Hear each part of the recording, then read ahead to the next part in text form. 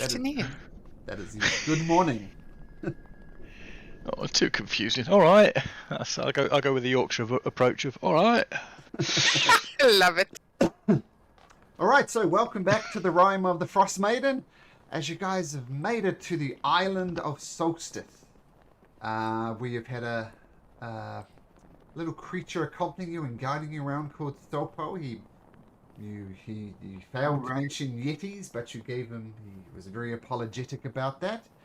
But it did take you to this point here, which is where you found the deceased body of Nas Latimer, very much frozen in the stone, and in his hand, the orb of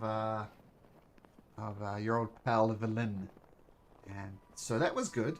But as it was Dars. Who got possessed? Dars. Oh, that's right. We went for dinner and missed like the last half hour. Dars got possessed? Yeah, so right here we did found the Professor Orb, but it was in the hand of Nas Latimer, just frozen. And he went up to check it out, and the ghost of Nas Latimer come and possessed his body. And he rolled a natural 1 for his saving throw, I believe. Oh my lord. Okay. Okay, so he is no longer possessed. He now is with that natural. Dars. Maybe. I hope she gets like really annoyed by Dars' mind and leave him alone. Yeah, keep telling yourself that that's going to happen.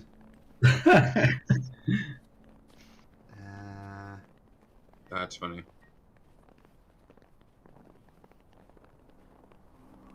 Just trying to find. Anyway, we won't bother about that now. Yeah, so they found the Professor Orb, which is one of the things that Villain was looking for, and Dars went up to check it out, and this creature possessed his body, and there is no saving throws. There's not like a saving throw at the end of each of your turn. And basically, the Nas Latimer said, you need to kill Villain. It is me or Villain, and I'm the only person who knows where the codicil of white is, so you need to kill Villain. And then the ghost moved right to the edge of this 50-foot cliff and was basically threatening to throw Dars over the edge. The only other slight thing is don't forget that Thoradin is still vulnerable to cold damage. So keep that in mind. Oh yes. So, are we allowed to roleplay now? Are we playing? I'll pick it up. So it says, you need to choose between me or Berlin. She's a wicked necromancer. She deals with the dead, and I'm the only one who knows where the codicil of white is. So you need to choose between me, your companion, Dars, or Berlin. Make your choice, or I'm going to throw this body off the cliff. Lilith, please stop, as Islani beckons. There's a way that perhaps both of you and Valine can be with us. Why don't you possess Valine? I'm sure she will gladly let you. Oh my goodness. Not in a million years will I let that filth inside my body. What are we even waiting for? This is just kill it. We'll sort out Dars later. He'll survive the fall. Don't worry about it. And this is exactly what I'm talking about. She's a wicked person who deals in death and thinks nothing of sacrificing people, which is a little bit ironic because I'm about to sacrifice this person. And she grabs her shield, points it towards Dars, and shouts, "Stop!" As I cast Turn Undead, or my channel divinity, to try and scare it away from the body. Okay, let me just bring up the stats, but that is an excellent idea.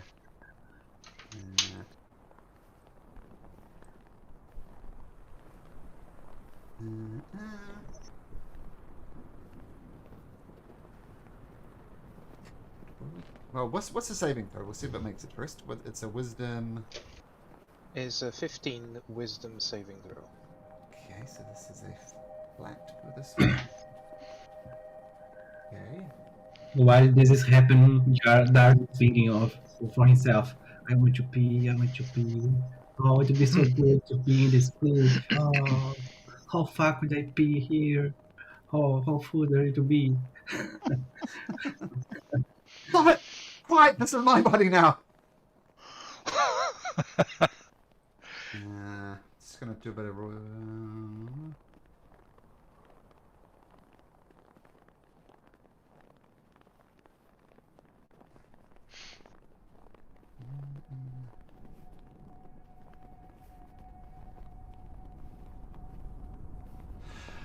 Okay, so with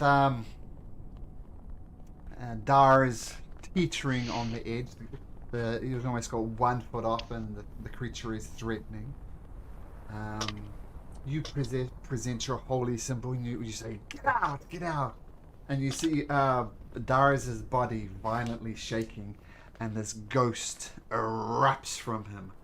I'm gonna get you to make me a dexterity saving throw, if you'd be so kind, Darius, as you were literally teetering on the edge of a cliff. Oh. Dexterity saving throw? Uh-huh. Calder, no. Oh. Yep. Oh, no. Now, two things. So, several things happen. Number one, you do fall off the cliff. Oh my lord. Unless someone's got some type of reaction or something. If Jory would be here, I'm Yeah, sure one of his yeah. bullets He would Feather use fall, feather fall. Yes. Yeah, would absolutely. make him fall almost like a feather. Now, if I knew the spell, There'll be a catchy name for it, won't there? yeah. So he does teeter off, and Feather Fall is cast at the last section. It doesn't halt the fall. I mean, he's still falling gently down. And I'm going to say plunges, and well, not plunges, but now you did cast Water Walk. I looked this up, right? Yes. But Water Walk lasts for 1 hour. Yes, it And does water. last for 1 hour, and then water breathing lasts for 24. Yes. So, he's going to splash into the water. So, it goes down in a gentle as you enter the very, very cold water. How fast does he fall? Like, would it be enough for Islani to shout to Claw, shoot an arrow with a lasso around him or something like? Oh my something god. really cool? Half an hour? Can I just stick an arrow into him with a rope on the end? He can shoot Wow. an arrow towards him. He can grab the rope because he's Let's falling see. slow. So, we're going to do Straight through his this. diaper. We're going to do this as a theater of the mind type thing. So, let's roll into initiative. I can certainly try. Roll into initiative. Okay. Where are we? Well, I can try to roll into initiative. I can't Here's even see me. my mouse. And while you're rolling into initiative, I shall refresh roll 20. It's just a weird bug. There's a What's different. this? Yeah. Okay. Now that I need the most.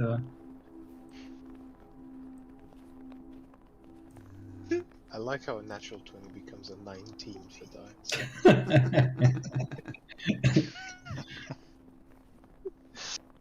So let's see. So here is the cliff, we'll say. My very high-tech map. Darius is currently plunging off it. The ghost is right on the edge too. Slani, you needed to be within 30 feet. So, I think. this is 5 feet, so you're like 20 feet there. Here's Jory. Jory's going to be back there. So feel free just to position yourself. Once again, we're doing this very much theater of mind. I have a feeling it's going to be an action to tie the rope. Oh, wow. Who's the blue? Who's that? That's the ghost. That's the ghost. Oh, gotcha. Stars. Cla is 18. I'm 19. I want to see, and I don't know if I can do it. I'm trying to read. If I can use my web, my wand of web. Ooh. Ooh. On your And turn. so I'm just Absolutely. trying to see How far? It's 60-foot range. You'd technically be before Dars too, wouldn't you? Because you have a higher dexterity score, and you both rolled 19s. Yes. Did you see what the ghost rolled though? The ghost rolled a 21. Shit. Yeah, but the ghost failed its thing and has to flee from Islani, so that's fine. Ah, well, let me. Yeah, I think you're right. Well, let's. Can you bring up that ability just to make sure? But I think Web? I think you're right. No, No, turn no, down. A big wall of text incoming. turn for 1 minute until it takes damage. Oh, sorry. It becomes destroy undead, but probably. Oh, that's true. Yeah. Ooh. Destroy undead at what CR rating though? Did that link anything different? Yeah, Destroy Undead. Yeah, Destroy Undead is only half or lower right now, because we're not 8th yet, are we? Yeah, 1.5 or lower. Okay, so fair enough. So yes, Tooth will go first. The creature will look at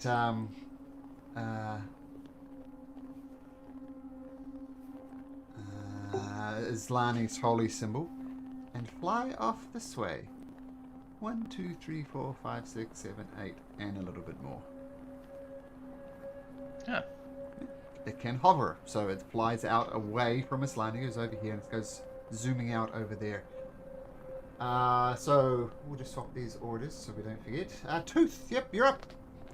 Okay, so seeing Dars like wobble on the edge, I'm gonna grab my the wand of web.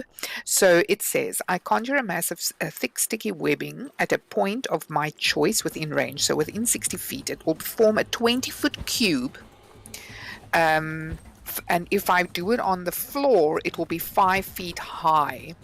And it will restrain anyone that I'm doing it on, unless they try and get out with a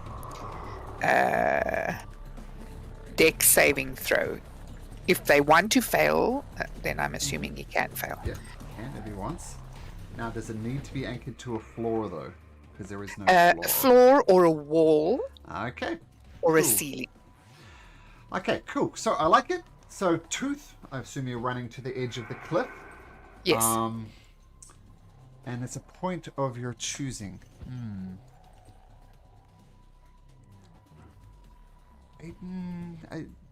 Nowhere does it specify you have to make a check to do it. So I assume you're going to do it just below Dars?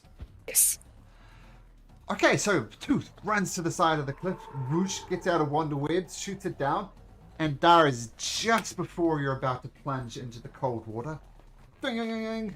I assume you're not going to try and resist it? No. Okay, and this webbing course, you're restrained, you can't move. But I will you are shout safe. at the same time, Dars, grab the web. Okay, so Dars. Yeah, as Dars is falling, you see like a string of yellow. Oh my god. Like, Please. you see- Okay, at the same time, Dars, grab the web. Stop peeing. It may burn it. And the very key anchor points that hold the web to the edge of the cliff are dissolved by a very low-grade acid granted, and Dars, you plummet to your death. No, Nah, you're like fine. You're I'm fine. I'm aiming really far because I want to break my record to be really far. So I'm like aiming towards the sea, not the wall. So yeah, I can like I can pee without my hands. I can hold the web, and yeah. Okay, so you're restrained in the web halfway down the cliff. Yes. Claw, this thing is a fair distance away, but you do have a line of sight to shoot it if you'd like. At disadvantage due to the swirling wind. Is that our But now that I'm restrained, I think I don't need to shoot there, right? You just Oh, You sorry, just guys. Yeah. Yeah, you just hang the hook, I think. I assume you're just hanging there, but I guess if you're restrained, you can. So what's the limit on restrained? Speed 0. Yeah, just disadvantage on if you want to shoot at range. Yeah, and your speed is obviously 0. Sorry, Darius, would you like to do anything while you're...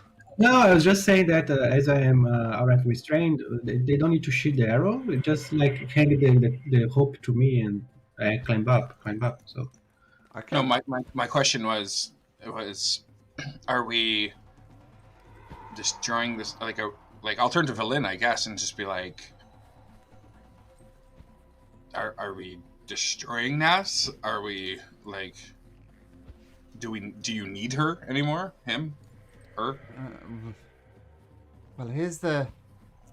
I say no. We don't destroy it. And this is my reasons. My understandings of ghosts is that they have failed to accomplish something they've tried to do in life. And Nas has failed to do it his life. So yes, we can destroy his form, but his ghost will come back once again, because it has not fulfilled the task it has tried to do in life.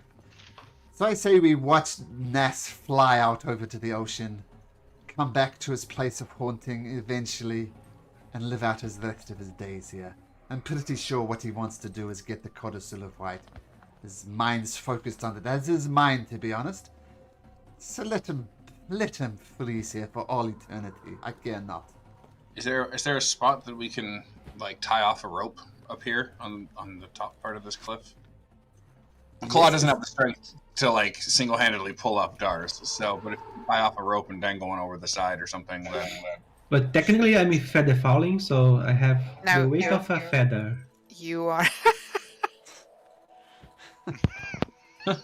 Is anybody shooting Nas, Latimer? if I was told not to, then I won't. So. No, I don't If think you're so. listening to Villain. Okay, so yeah, you can absolutely dangle a claw to... no, don't dangle a claw, but claw can dangle a rope. Yeah. Okay, yeah. I secure the rope and throw the claw. Wait, what? No. Ah! Okay. Well, if we're not in combat, if people can help with the rope, then we can try and bring Doris back up. Okay, I'm going to say it's not terribly difficult, given everybody gets on the rope. I'm not sure if Tooth can drop the web, but No. the web goes eventually anyway. Oh, I can actually. Yes, Oh, you I can. It's a concentration. Oh, perfect. So you dangle the rope. Dara, your robot? Okay, Yeah. now I don't know.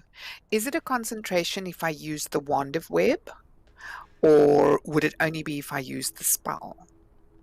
You're I don't still know. casting the spell. You're just using Okay, through the wand. Okay, yes, Okay. it's a concentration, so I can release it. Okay, so a very simple coordination task. You drop it down.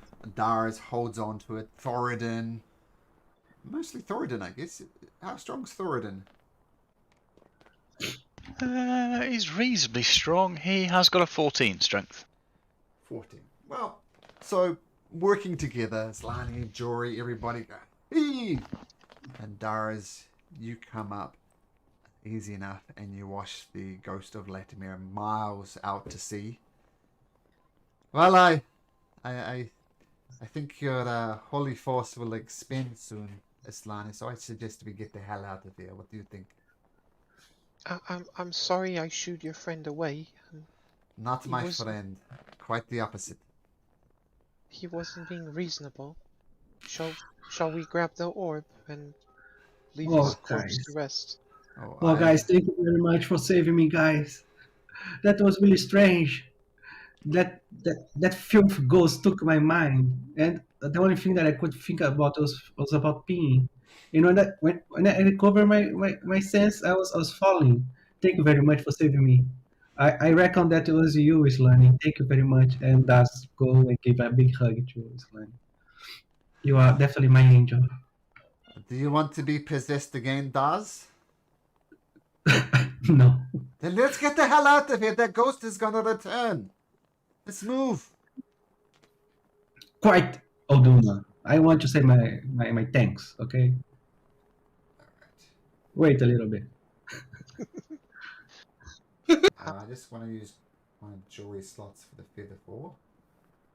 Do be that. Very cool. Okay, so under Valin's urging, you leave, and off in the distance you see the ghost gradually returning, but it's not really leaving the spot where the Professor Orb was found and the bodies. It seems like you've successfully saved Dars from his cliffhanger, and are back more in the center of the island of Solace. Think that to the week we had from last session and this one. They allowed me to read my spells. Yes. To see what I could do to save him. It's a good idea. And just so you know, he rolled 13 for his saving throw. Miles away. Well, the Knuckleheads, what is the plan now? Well, we got your orb. What's so special about it? Well, the pleasure of you to ask. My name is Professor Orb. You can just call me the Professor if you like. And I'm very knowledgeable about all things. I'm very much a walking librarian as such. I do know something interesting that Nas found is the Codicil of White can be found inside the island, the Grimscale Castle, which is the castle at the center of the island, which the Frost Giants used to do, but now it seems is the abode of Ariel. Now, apparently, to get in the Codicil of White isn't simply a straightforward task. It's a series of tests of strength, tests of fortitude, tests of will, and so on that you need to pass to get the Codicil of White.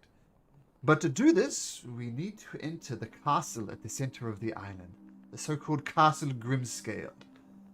And with there, I'm sure I can help you with anything you need to know. And I will point out something I forgot to mention last time. When you guys camped out for the night in the dome that Valin provided, you did see from the top of this castle that you can just see through the mist a massive eagle rise, a rock in fact, and on the back of it something that looks like this creature here on the cover page. This thing here, riding on the back of a rock. And you're not sure how long it takes to get back. It could be back now. It might not be back now. You didn't see it land, but you effectively have lost sight of the castle at the center of the island. So you know for a fact that Ariel has left. You don't know for a fact if she's returned. So, we know that Auril goes on the rock at night to cast a spell. Is that right? Yes. Okay, so Islani would ask Professor Orb... Oh, sorry, no. First light, just before dawn, just before daybreak, she goes out. Which is why when you woke up, you saw her leaving. And then you didn't see her return, but you also lost sight of the castle, so... So she goes during the day, right. So Islani would ask the Professor, "Oh, very nice to meet you, Mr. Professor. I've never seen a ball talking. It's true that Auril flies the skies on a rock, and yes. She's been keeping the whole world dark, or the whole of Icewind Dale dark, for the last 2 years. Now, I don't know much about the powers of Auril, but wouldn't that require a huge amount of magic? Oh, yeah, presumably so. I mean, she is literally encasing the entire Icewind Dale in an endless winter. It doesn't bother me so much, but I know it's been poured utmost misery upon soul upon Icewind Dale. People are literally freezing to death. So yes, to freeze an entire area as big as Icewind Dale, definitely a huge amount of magic. One might even say a godlike amount of magic. And to do it every single night, she would have to recharge, right? Well, presumably so. I mean, there's always the condition I'm going to put on the end of my sentence. She is a god. Make no mistake. Normal rules do not apply to gods. But my understanding is she's classified as a lesser god as such. So you could be right, Islani. I'm just pointing out So many arguments are made. Well, how could this happen? Well, God did it. How could this possibly be? Well, God did it. Maybe this is the case here. Your logic is sound, but she is a literal god. My train of thought was, I'm not fool enough to try and face a god face to face and expect to survive. But perhaps if Aurel is weakened by having to cast a spell every night, perhaps we stand the chance of surviving the encounter and understanding why she's doing this, and making her stop doing it. An ambush? Absolutely. And not ambush, I was willing more to parlay. Uh, sorry to interrupt, my angel, but I have two questions. First, why a bird ride another bird? And secondly, why do we have those trials if we are going to face the god? Like, I mean, why don't we just face the god? Why we have a bunch of trials first and then, I mean, what's the reason to have the trials? The I think. trial. The Oh, go on, trials. apologies. The trials are to find the Codicil of White, a very powerful magic item, and my friend here, Velin, will need it to unlock the secrets of Yithrin, the fallen city. So technically, we don't need to face the god. We just need to pass the trials. To get the Codicil of White, that is correct. Yeah, so we don't need to care about the god. We just do the trials and then we are good. Then Okay, but we could that's go. just getting Velin what she wants, but we want to have Winter stop. Oh, that's right. That is my mission. You don't have to follow me. I still intend to see your real, or at least understand her. And Mr. Orb, do you know the castle well? I know there are tests at the bottom of the castle. That is all I know. That is the path forward for the Codicil of White. Oh, Now, of at course, the bottom of the castle. depending on when we go, maybe we may or may not have to face a real, or we can face her when she returns on her rock. Now, I believe you wish to take on a real. I mean, what better way to end the winter than to take on the guard responsible for it? But I can't help but point out once again, she is a god. Mr. Professor, I have another question. Yes. Do you know the god of the sun? There's plenty of people worship the sun. There's Selune, I believe. Why don't you talk? We could God talk of with moon. the god of the sun. Ask the god of the sun to go every day and cast a summer upon Icewind Dale. Oh, what a fantastic idea. Why didn't I think about it? God of Thank the you very sun, much. please shine upon us and end this endless winter. Oh, that didn't work. I'm an orb. I am not a god. I'm not But sure you need what to talk with the god first. Come on. I literally just yelled to the god. What more do you want me to do? If that's the case, then we don't need to go face Arendelle. We can just yell. Ariel. Am I not explaining myself well? Maybe. I do not control the god of the sun, unfortunately. I am an orb. I'm sorry, Mr. Orb. I think Professor, please. his Professor. brain got a little addled with the ghost.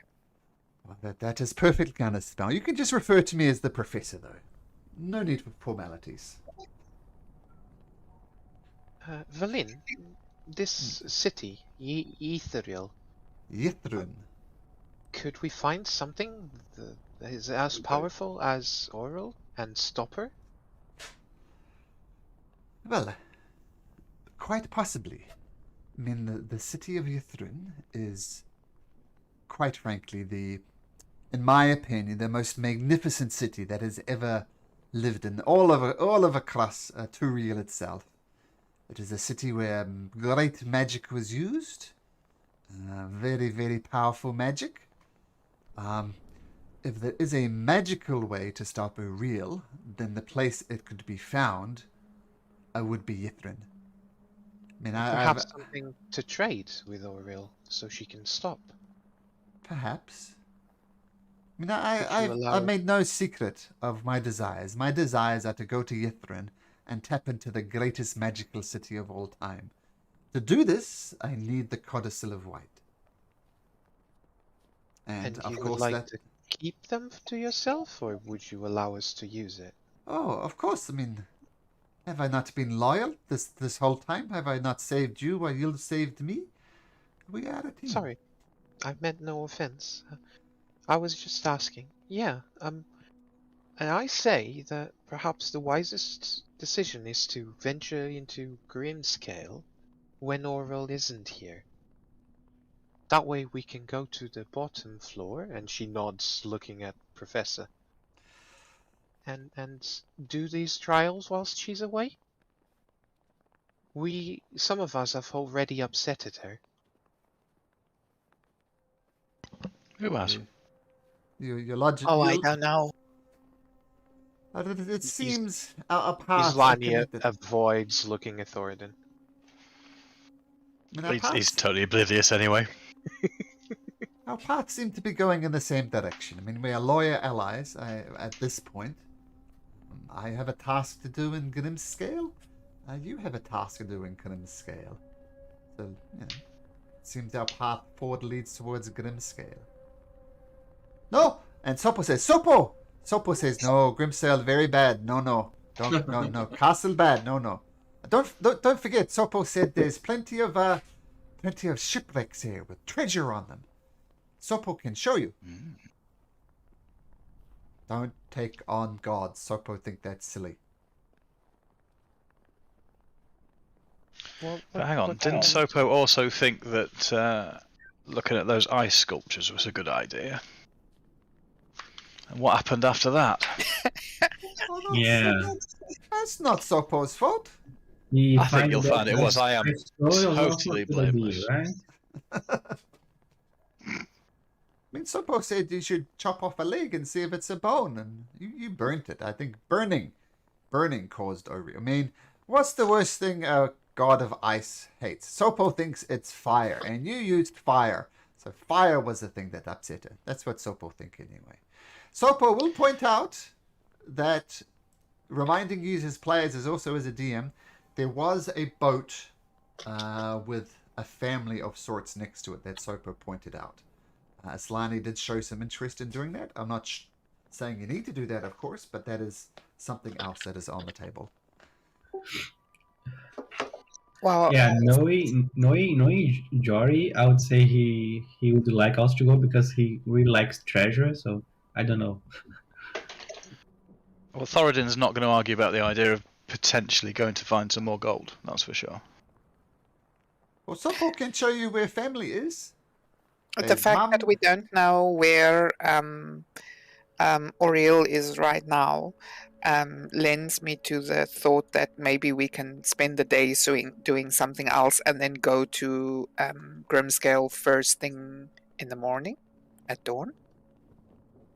And she seems to leave in the morning, so that would be safest, yes. Would it be so helpful if you had something to track the time? You have an approximate feel of the time. Like, darkness does come during nighttime. Things get less dark. So there's still a sun that's just struggling to make an impact. So you can tell the passage of time. Well, it sounds like a good way of spending a bit of time while we're waiting. I'm happy to go and have a look at a shipwreck. Mr. Professor, Yes. could you tell me what type of creature Sopo is? Is Sopo a god? Sopo no god? Well, it's a flying creature, flappy wings. Are you made of ice, dear flappy thing? Oh, Sopo don't know. Sopo just doesn't feel cold. I don't know. It's an odd flying creature. I don't know. You no trust Sopo?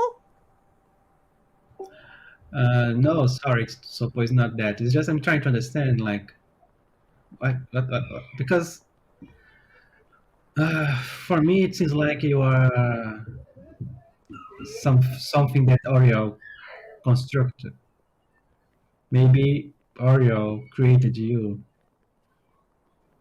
Oh, Sopo's helped you. Sopo took you places you needed to go, and now you think Sopo was Ario's servant?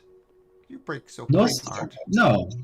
I'm saying that maybe you are a creature that she created, but that doesn't mean that you are her servant. Oh, maybe. He's Lani hugs Sopo. Oh, it's a very It it's a very cold hug. it doesn't mean that. His heart is as cold as you, Sopo. He doesn't Oh, mean that. okay, can I sit on your shoulder, Islani? Yes, sure. Sopo likes that. Please don't Because put Malik on it.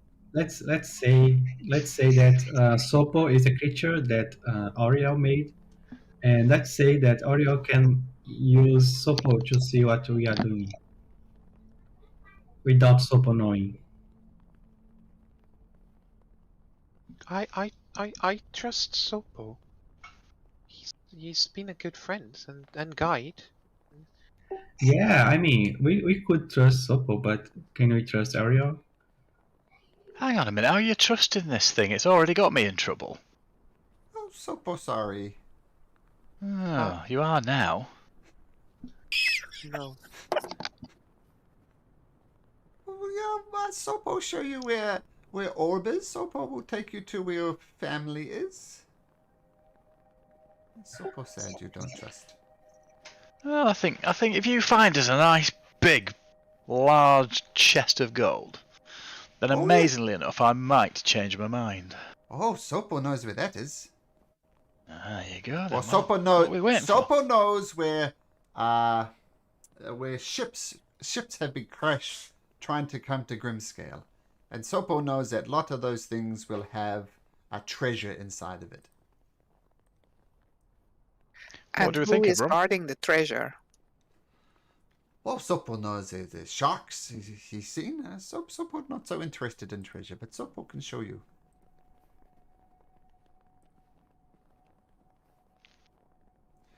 Right, Sopo. I'll follow you. I'll follow you. Hopefully, everyone else is going to come along. Is the treasure underwater, or is the ships? Can you see the ships from the top?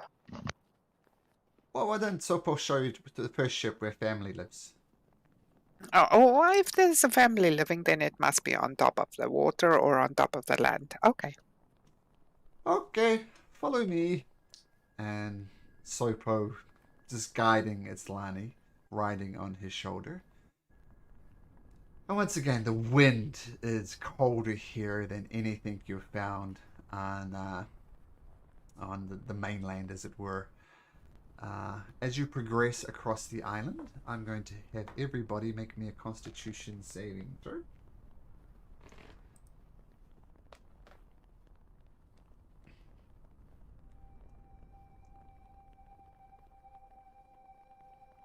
Sliny, you're good. I will be using my one inspiration on that. Okay. Yeah, I'm gonna use my inspiration as well. What's Okay. going on? Constitution saving throw. Okay, Tooth, so yours is a 14. Dar's Just happened? con save for the cold. And I'll do one for Jory. Am I okay with a 14? No. Then I will use my last inspiration. Okay. And I will bless myself. Don't think you can bless yourself for this type of thing. It's just a constant I pressing know. and everything.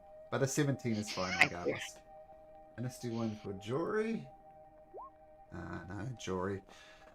So those who got below 15, you can take a point of exhaustion. Yeah, well, think you should be thankful that the All Blacks gave up that penalty at the last minute of the game. I'm telling you.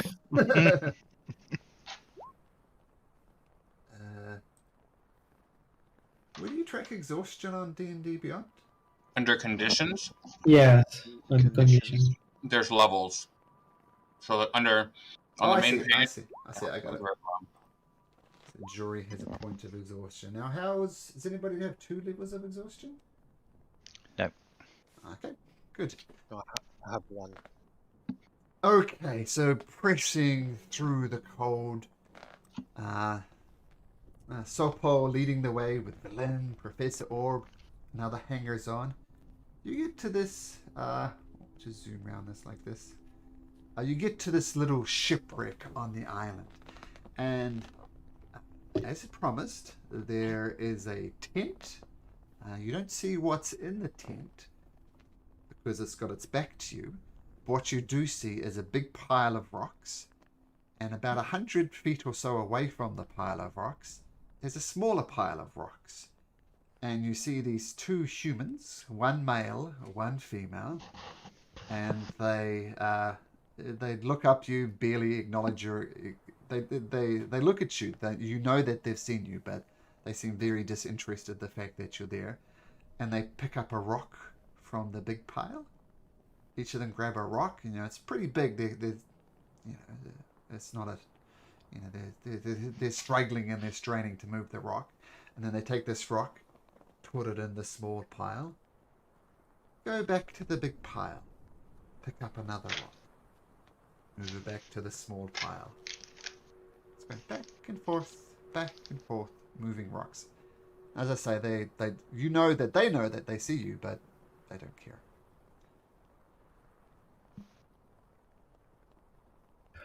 Are they wearing winter clothes? They're wearing winter clothes, so they're warm at least. But as you look at them, you see that their face is just blackened. They're severe frostbite to the face. They're gonna lose. If they haven't already lost their nose, maybe their ears as well. It's a sorry sight. How far are we from them? Let's say about 100 feet.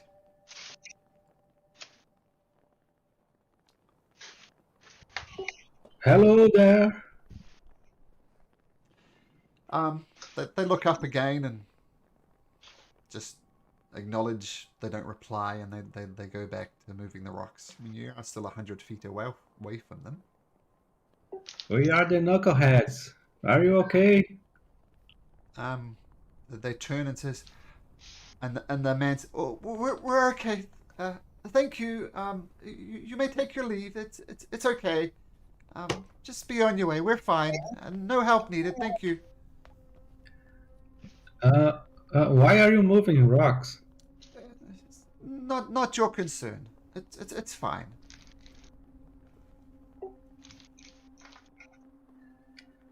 I can help. I can also carry some rocks for you.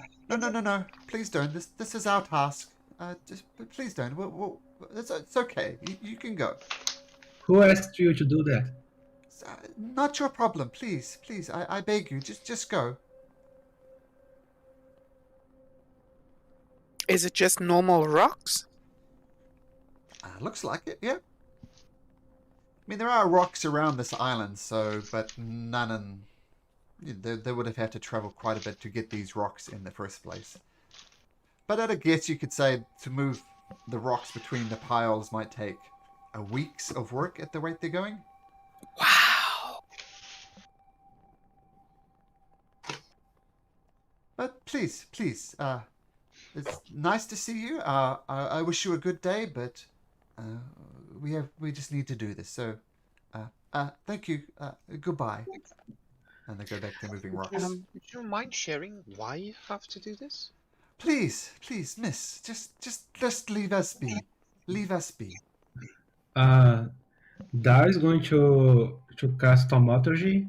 Okay. He's going to alter his voice and speak really loudly, and his eyes going to brighten like a flame, and he's going to cause small tremors and make the rocks shake, and he's going to tell them to tell what's happening, like to try to frighten them and make them talk what why they are doing this.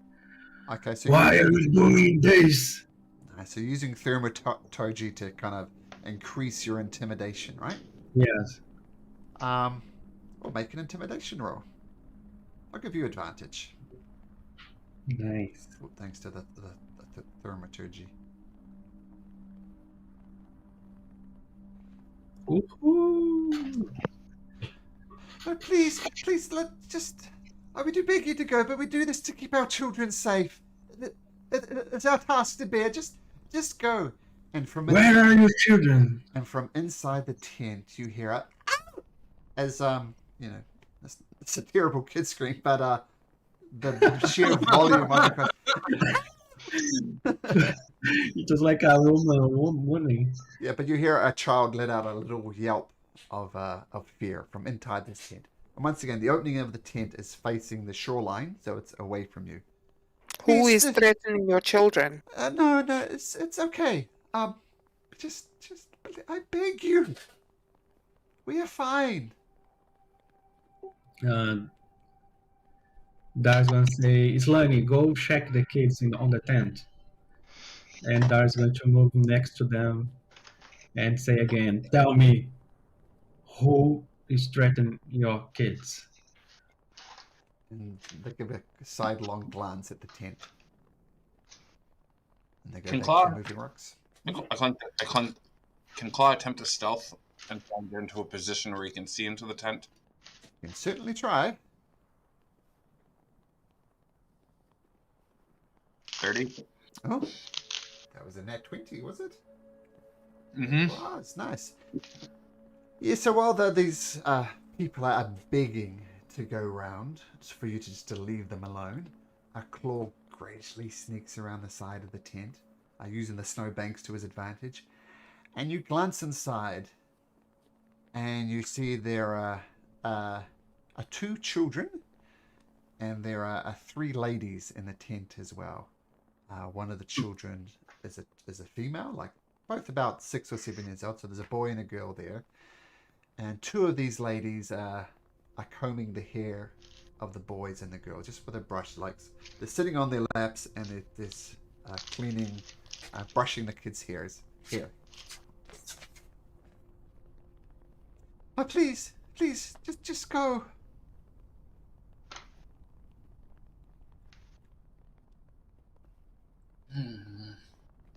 Hey, was it me that opened and saw it, or was it Claw? Just Claw. Okay. He sneaked around to peek in the front of the tent. So everybody apart from Claw doesn't know that. I mean, 3 ladies and the I'll 2 sneak children. back and pass on the information, but that Claw doesn't notice anything other than there's 3 ladies combing the hair of children.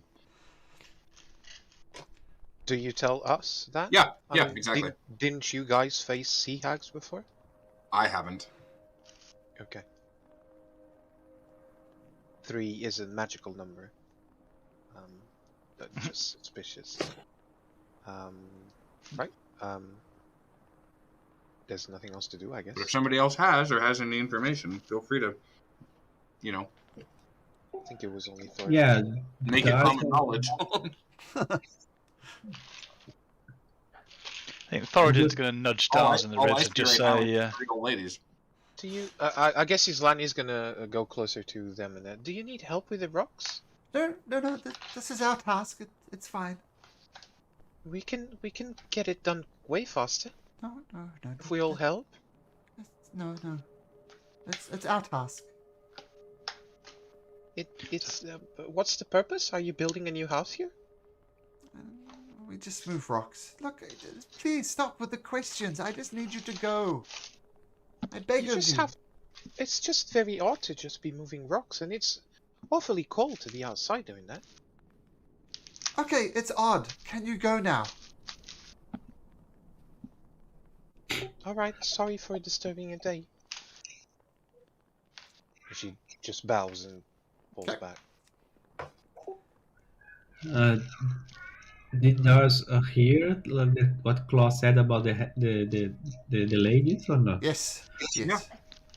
and Thoradin's going to nudge him in the side and say, "Oi, Dars, there's 3 lasses in there about your age by the sounds of it, lad. Just your Nice. type." let's meet them. So Dar's gonna continue the thaumaturgy going, and he's going to make the tent shake a little bit, and he's going to open the tent, and yeah, Dar's going to open the tent. Well, the front of the tent is open. You don't need to open it. And you do, Dars, you see what Claw has already told you about. 3 ladies, kind of middle-aged. You know, they're dressed in cold weather clothing. You see their faces. They seem pretty normal. And there's one just kind of sitting by herself. And there's 2 of them, each with a child on its lap. And each of them brushing the children's hair. Do the children look scared at all? Well, Claw and Dars, why don't you both make me insight checks? Just see if you can pick up any cues from the children.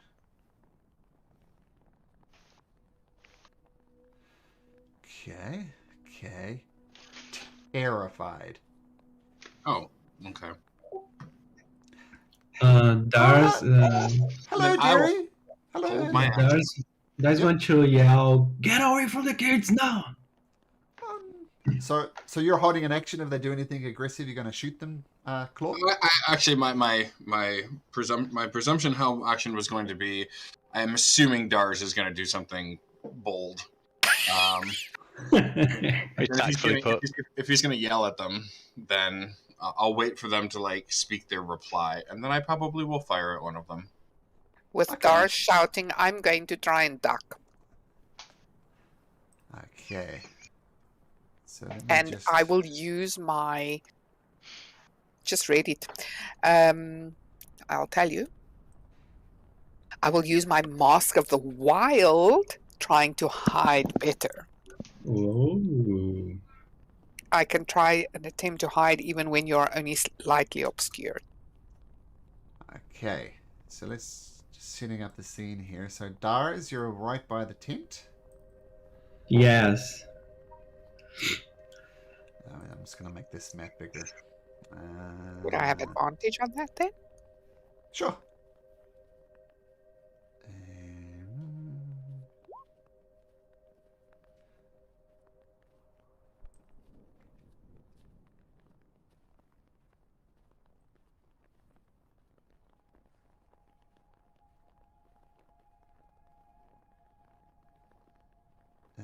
Just 1 second.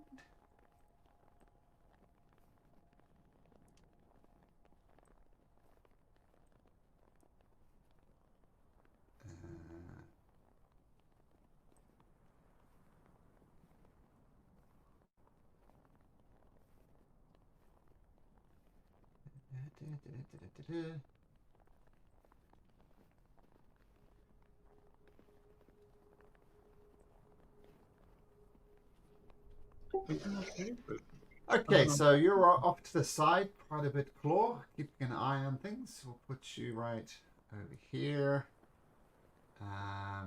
Dars is in the tent. What are you doing, Tooth? You're hiding. I was just hiding, trying to see what's going on. Okay, so we'll put you right over here. So you sneak up and you hide behind the pile of rocks that the people are moving around. What's Islani doing? What's Islani doing? I was with a group. I first approached the woman and the men, tried to help, but they shoo me away, so I went back to the group. Okay, I'll put Jory with you as well. Thoradin. So I guess Thoradin's probably with Islani and Jory. He's because he was digging Dars in the ribs before, so Okay. that's part of the group. Are we seeing something on the map, by the way, or is it No, just me that's not? Okay, cool. Just checking. Just setting it up. So just in case. Sorry. Okay, yeah, fair enough. So Dars, let's pick it up. You approach the tent, and what do you say? Get away from the kids! Oh, that's fine. This is my nephew. I'm just brushing his hair.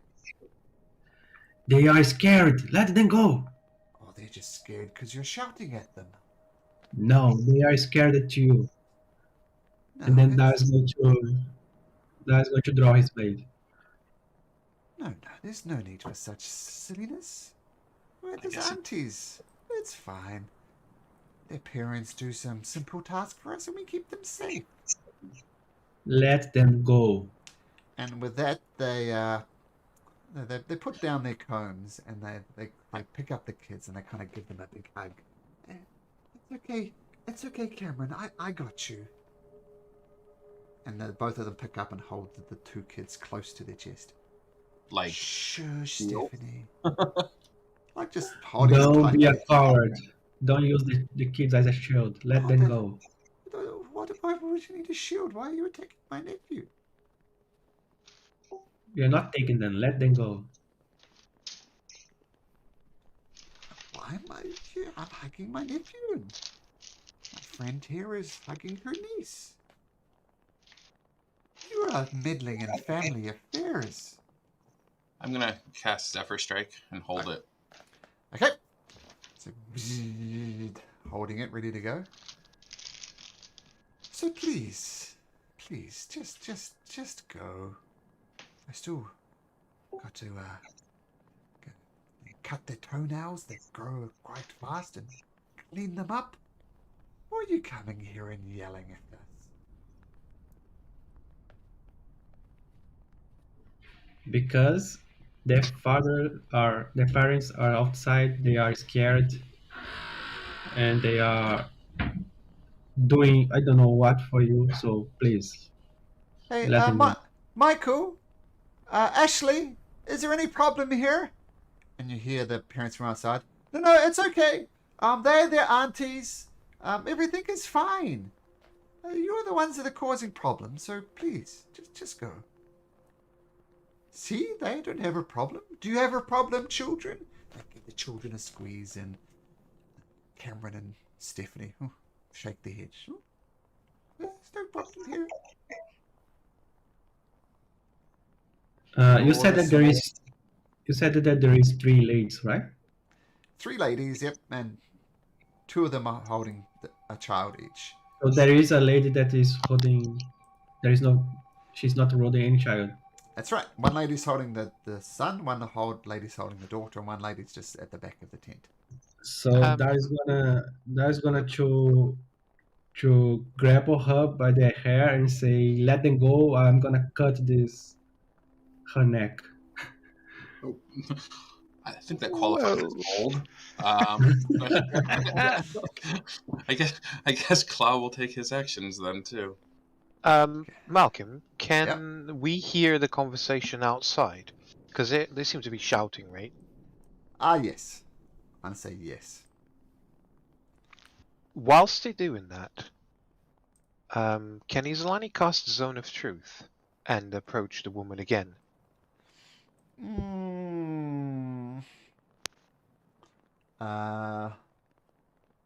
Sure. We'll do that right before Darius. So Darius is about to do it. So we'll Beat up Dars. So things are rising up. Islani, sorry, the map's a bit odd shaped because Darius keeps on going a mile. Claw keeps on going a mile away. So all the action, they're pretty looking Alright. at is over here.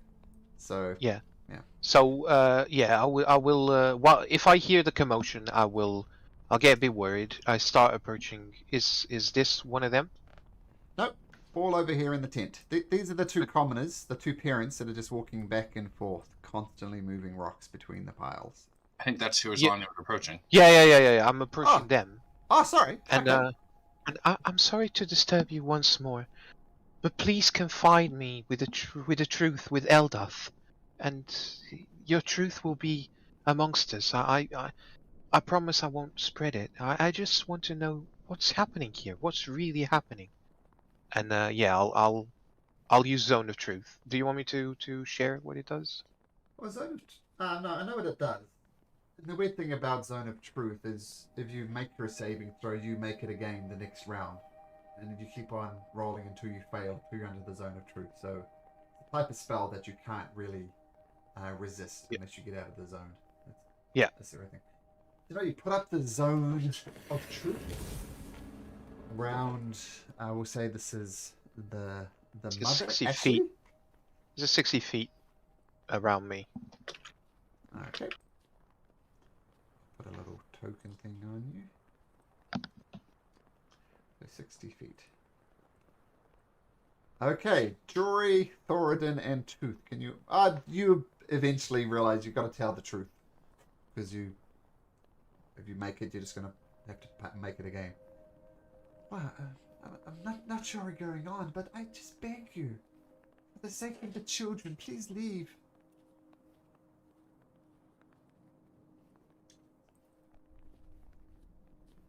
Sorry, what did she say? I was distracted reading the text and I can't multitask.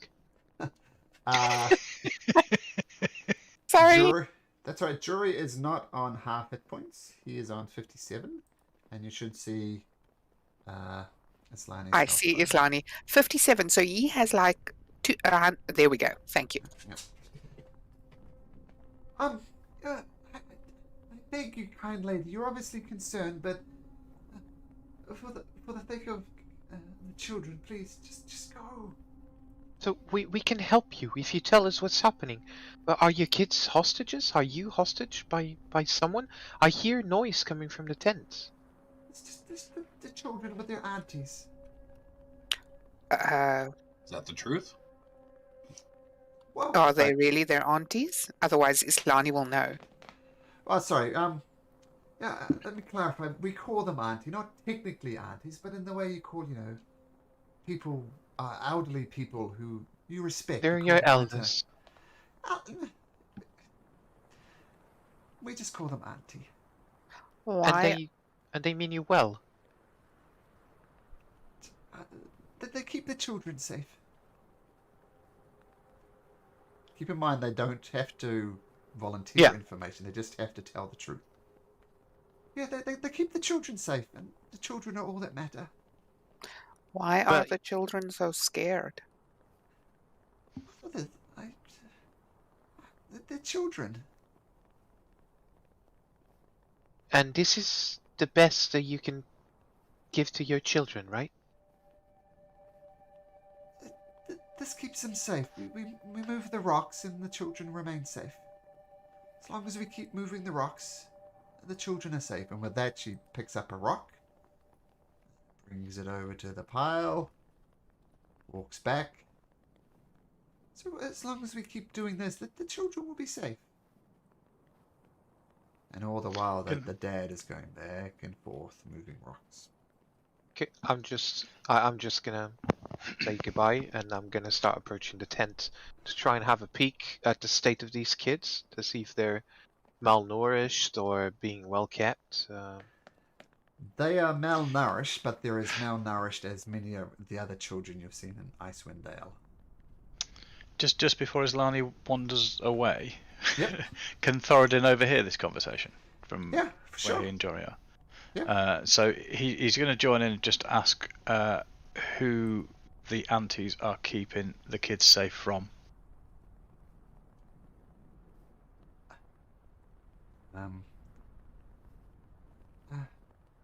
They keep them safe. That's the main thing. Yeah, but from who? No, We don't see a threat. Well, there's no threat then. It's fine. You can go.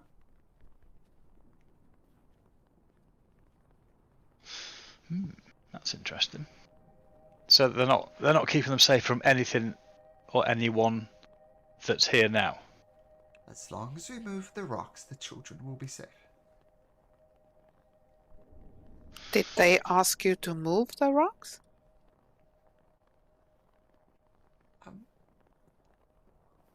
Yes, it keeps them happy. I will talk to them. Perhaps we can change this agreement. And I start moving towards the tent. Okay. So Dars, while Islani is having this conversation, you are shouting at them. Oh, feel free to move over there if you like, Islani. That's fine. I guess that's when they start fighting there. So. Okay, so Dars, you go up and try and grab the hair of one of these beautiful ladies. Yeah, I'm gonna ask them to let them go. If they don't let, then I'm gonna grab one and threat them.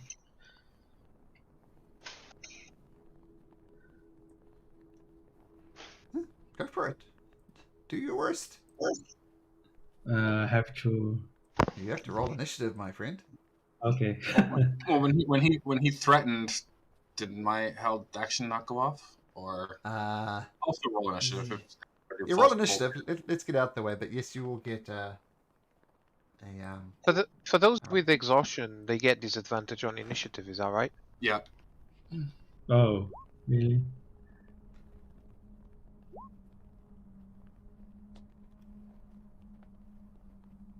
Whew. Bad roll.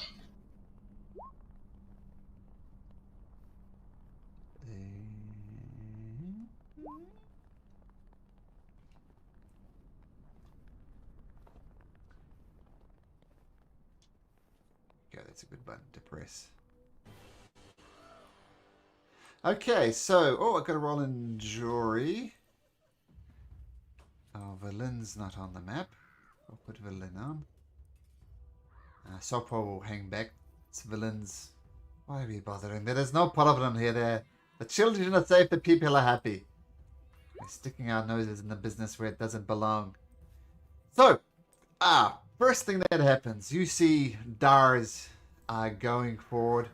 Actually, I'm going to say that the coast of the island kind of goes like that. And for you to get an angled claw, maybe over there. Is that fine? If I was with the group and everything like that. See, the only way you can get a shot is the front of the tent, which is over here. That's the front. Oh, okay. Yeah, this is the front of the tent, yeah. Okay, then I guess. Okay, so take a shot. Okay. I will. Utilizing the stealth will offset the disadvantage, I think. And Yep. then. Okay. Okay. Yep, just straight roll. Okay.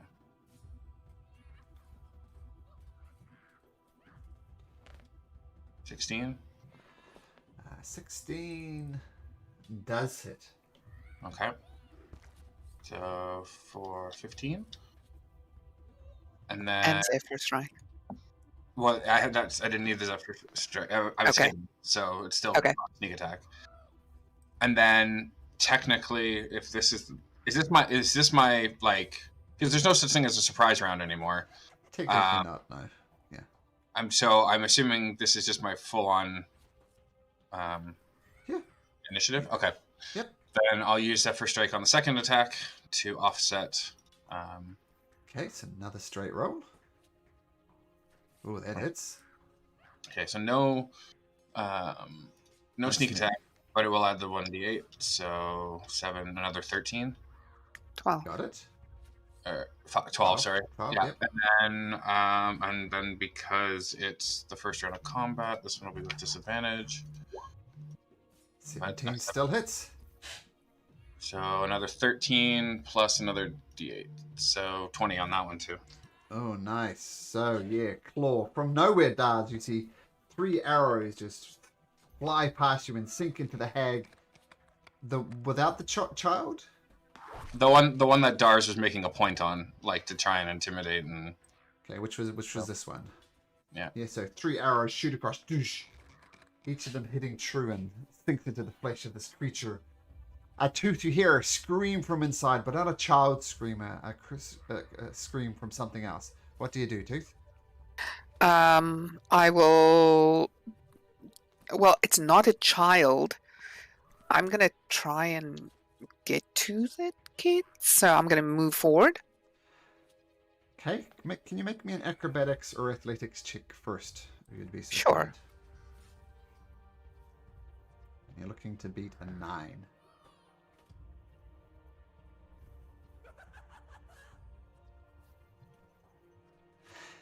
The mother attempts to tackle you and say, no, leave them alone. They're keeping the children safe. And she tries to tackle you and grapple you, but you slip out of her grasp, so feel free to carry on.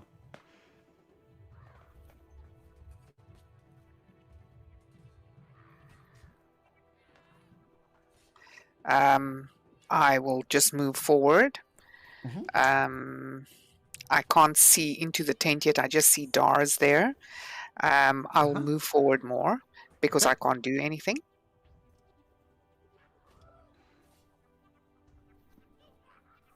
Okay, cool. So you just take the dash action effectively. Yeah.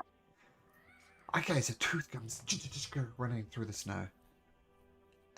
And the sea hag says, "You." It is a sea hag. I guess it's obvious by now. And it looks at you, Darren, and says, "Leave now. Oh, break the neck of this child."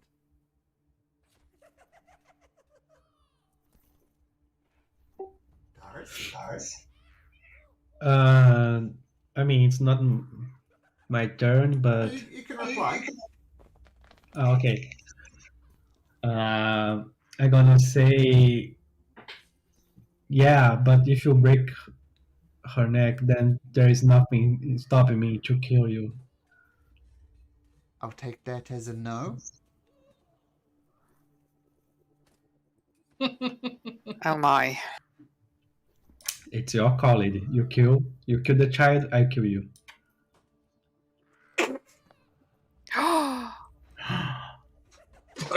You fucking had the child killed.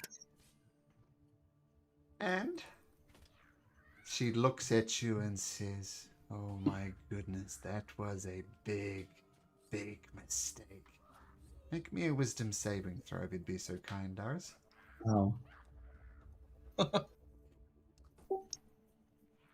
Oh, let me reshuffle that for you, Thoradin. Thank you. I And think I was late. That's right. Villain. It's a sea hag, yeah. You feel the sea hag like looking into your soul and reaching out, and you feel your very essence starting to suck out of your body and flowing towards the sea hag. But then you go, "Ah!" and your essence come back into you. You pass the saving throw.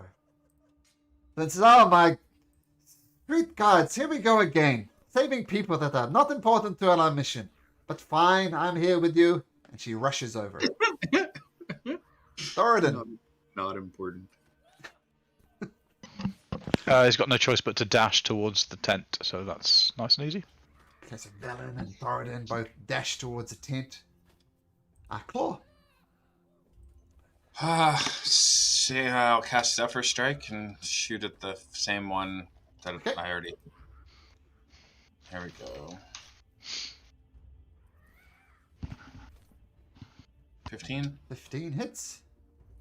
Cool. And that. And that. So 19 more. Falls to the ground. And then I guess with my extra attack, I'll shoot the one that has the. Yeah, no, the one that doesn't have the kid. So. Okay. Just because it's disadvantage and I can see the nat 1 killing the kid myself. Okay, 21. So Yeah. 8 more. 8 more. Got it. Move up here just slightly. That's my turn. Okay. So, well, she's dead, but this other one is not.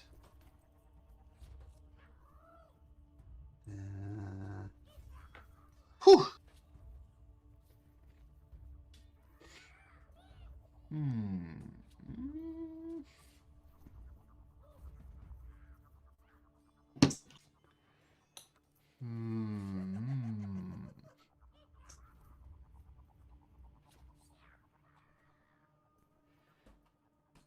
We simply must ask you to lay down and die!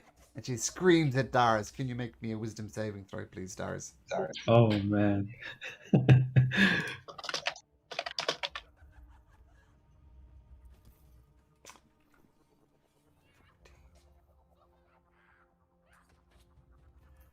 Once again, Dars, you feel the soul starting to leave your body and flowing towards the hag.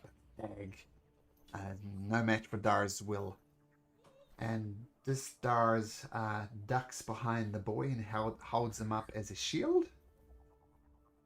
And makes the same offer to you as well. Why don't you leave right now?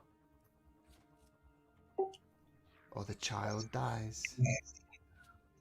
Okay, Dara, seeing that what the other did with the child, I don't want to risk another. He's going to drop his sword. Why don't you take that sword and stab yourself with it while you're at it? For the children, of course.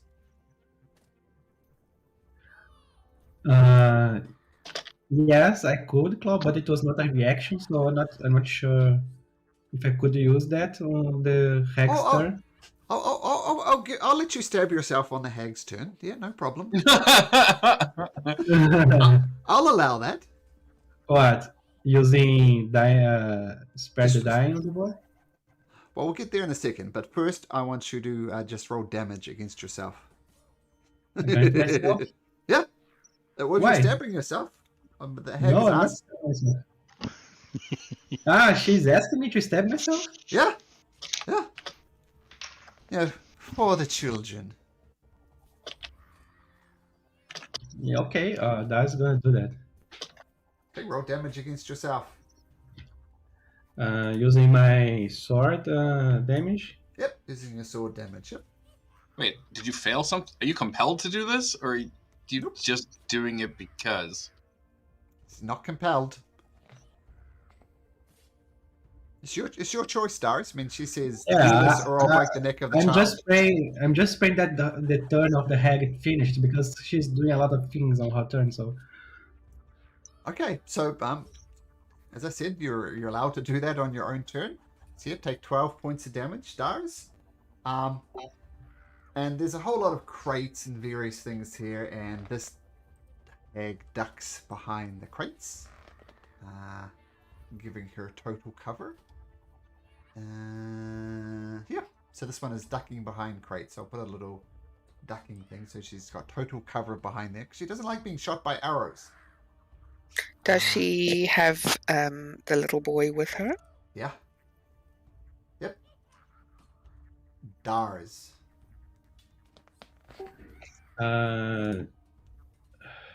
okay, Dar is going to cast command. Okay. And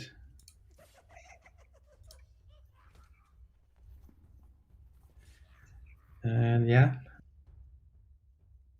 And She what's needs to do the DC 14 Wisdom save throw. Wisdom saving throw DC 14? She rolls a 14 exactly. Oh, fuck. You don't get to tell me what to do. I get to tell you what to do. You just sit there and be quiet and bleed on the floor. Looking at the child, does Dars understand that he could cast spare the die on the child or on the child or Make a medicine check. okay.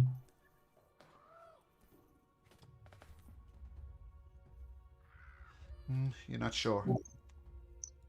Not sure if it's dead. Yeah. It's a Just for massive the amount sake of of damage. Yep. Yeah, just for the sake of it, Dars going to use as a bonus action spare the die on the kid. Okay, very nice.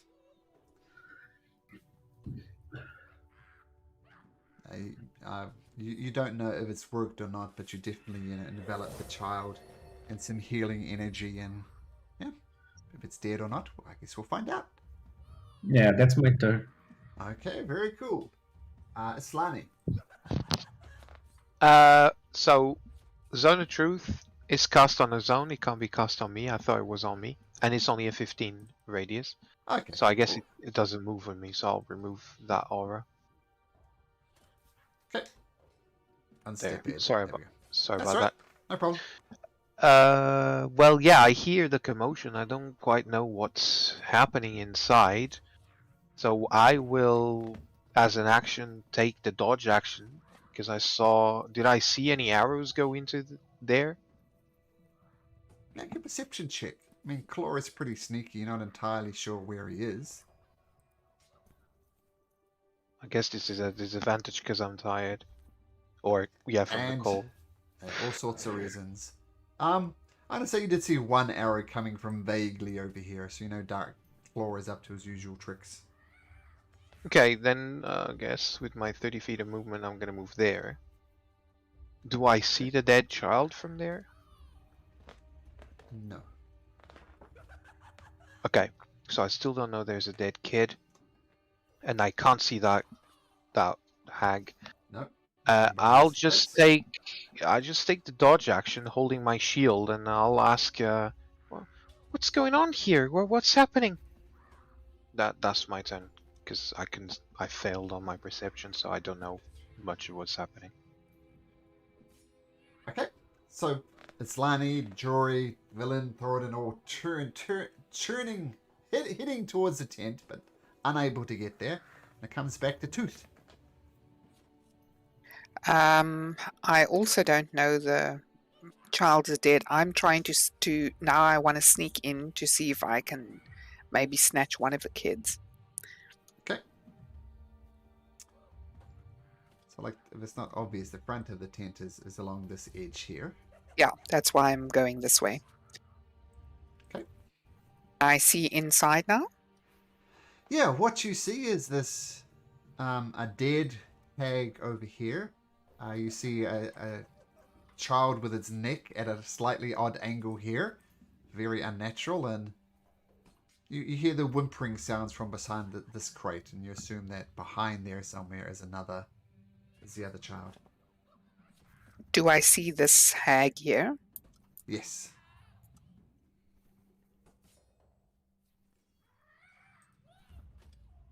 Okay. Seeing the child with its neck at a weird angle, I will, as a bonus action, cast Flame Blade and rush forward and try to attack this hag. Nice.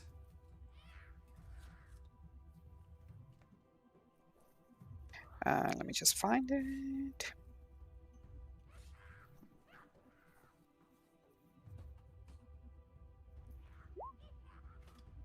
Oh, it just gave me the damage, damn it.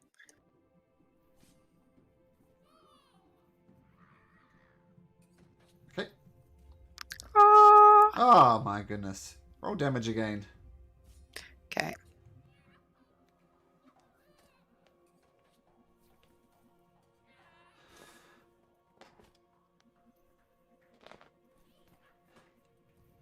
So those were just plus. Oh, nice. So you do 26 points of fire damage. And as your flame blade erupts around this creature, she's frantically trying to put it out. No, you get away from me! What did you do to the child? It's not my fault, it's your friend's fault. He commanded that I snap the child's neck, so I did. I look back at Dars. Dars! You see that Dars is bleeding, so yeah.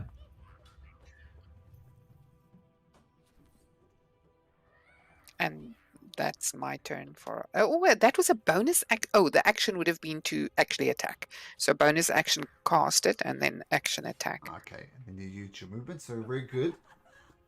And since you are missing in things you don't understand, little rabbit, make me a wisdom saving throw too. Okay.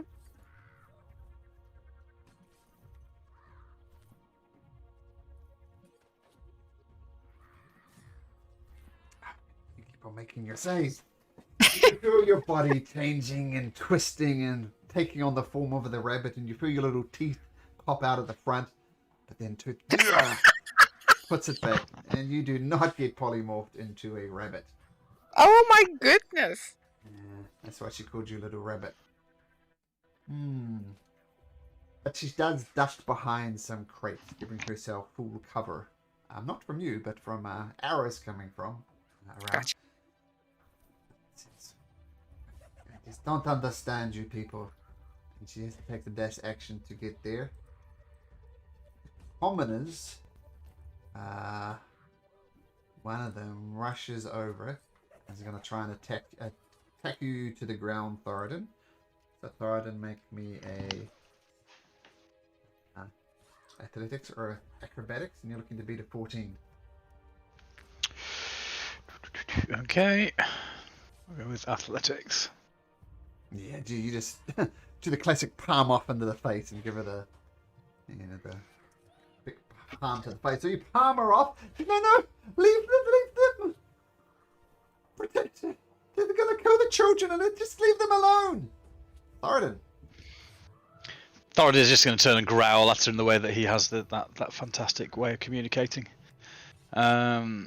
Which in his world means stay where you are, don't get involved, and he's going to just turn and face her, and he'll hold an action that if she tries to attack him or tries to go past, that he will grapple her to the ground. Okay, alright, so held action, so cool. Claw, you don't have a line of sight on either of these hags. Okay. As a bonus action, I'll attempt a stealth. Okay. Then thinking I'm stealth, so I'm going to make sure I can move.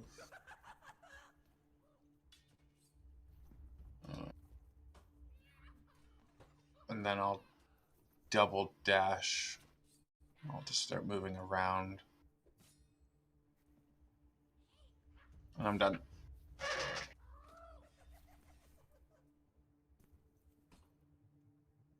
Okay, cool. So dashing around the side, very silently.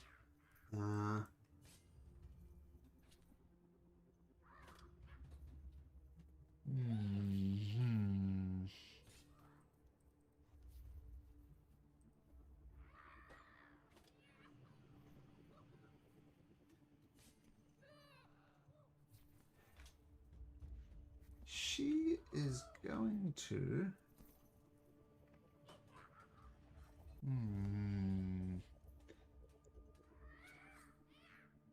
First of all, actually, Tooth and Darz and Islani, can you all make me wisdom saving throws, please? Darz, Tooth, and Islani.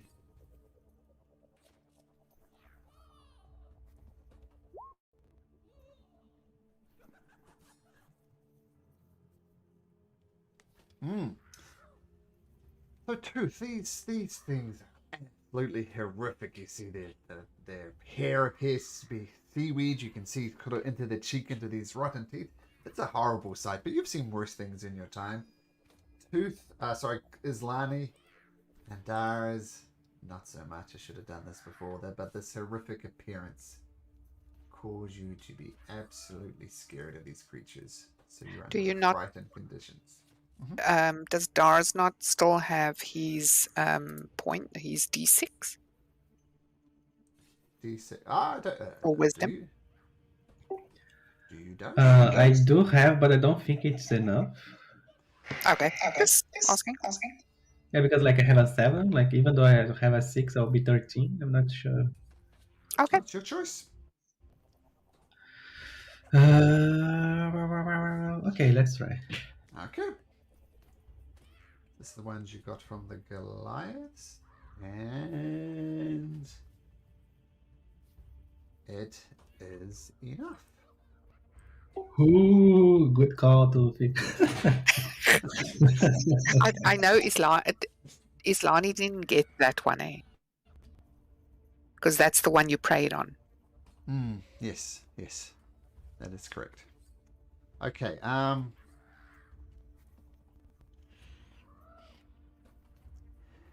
she says to Darius, I am going to leave now with this child. I'm going to take the child back to the parents, and we're all going to leave together. If you or your companions attack me or injure me in any sort of way, the first thing I will do, I will snap the neck of this child. Do I make myself clear? That's not. Okay. So, she is going to move away from behind the crates. 2, 3, 6. You can get an attack of opportunity if you like, but she's got her hands around the neck of the child.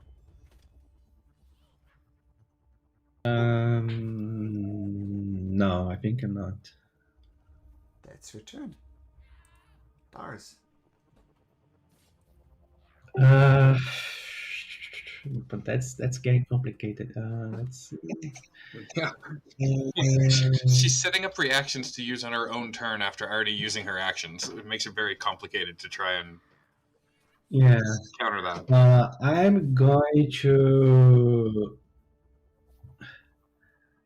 I'm going to cast Sanctuary on the kid. Oh, nice. That's great. Now, I said her prepared action was if anybody did any type of harm to her whatsoever, it would go off. You do not harm the child. You do not harm the hag, so... No. Now, she said, the implication was any spells, any attacks, anything like that on her would trigger her action, and that does not constitute that. Nice, Dars. That was very smartly played. It's very cool. Yeah, that is not so stupid. Sometimes he uses, yeah.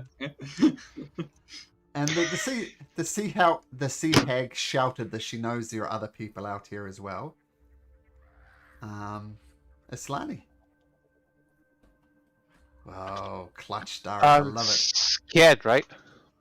Yeah, you're scared. You can't willingly move towards her, and any attacks will be at disadvantage. Not that. But then I'll do Sanctuary on myself and take the dodge action and just stay where I am and shout, "Please, just leave these kids alone, please." Okay, make me another Wisdom saving throw. Sure. Just to get rid of the effects of fear, and you do. So you're no longer frightened of this creature. Josiah, don't know what to do, boys. I could take a shot, but she'll break the neck of the child. I'll just take cover over here.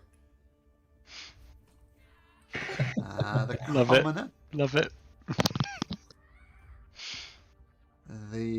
Every time. The commoner is going to start dashing towards her child. Oh no, put him down, put him down! Starts rushing towards them. Tooth. I still have the hag in front of my face, so I will again attempt to flame blade them. Nice.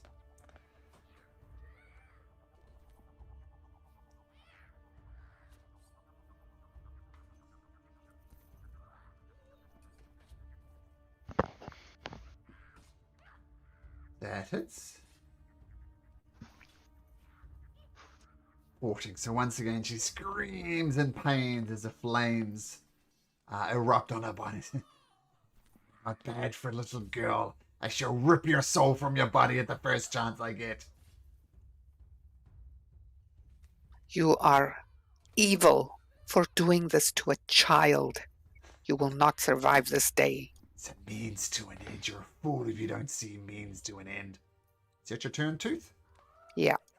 Wisdom saving throw, please. Someone's got to fail it. And no more All Blacks inspiration for you either. Even without the All Blacks inspiration, you feel her trying to suck your soul from your body. And she just growls and snarls in your face. Villain says, "Oh,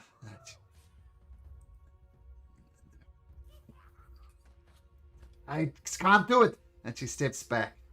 "Let the child go!" And the sea hag continues, kind of cradling it, but with a hand firmly around its neck. The other commoners start dashing toward 1, 2,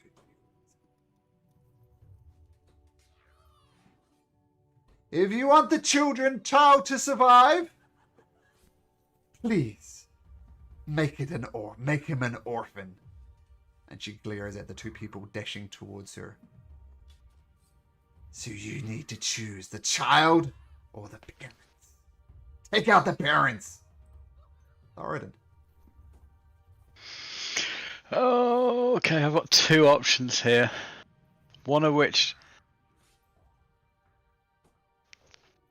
attack or defend. What?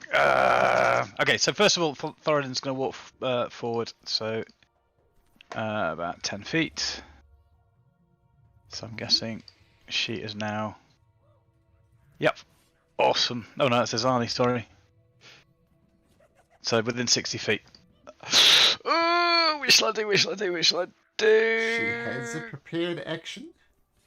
And if anybody attacks her or does damage to her or cast any spells on her, the child is going to get its next step.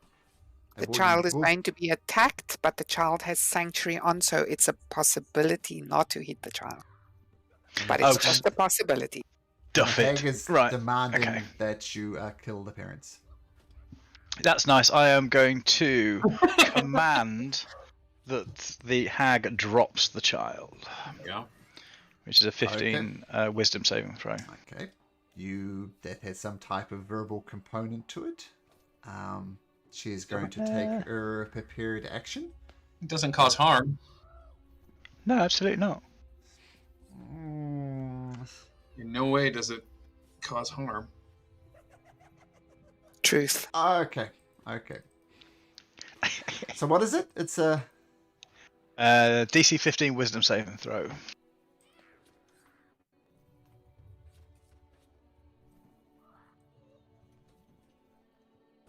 What are you talking about? This is the child. This is my bargaining chip. You can't possibly tell me what to do. Just let me put down this child here. We'll continue talking.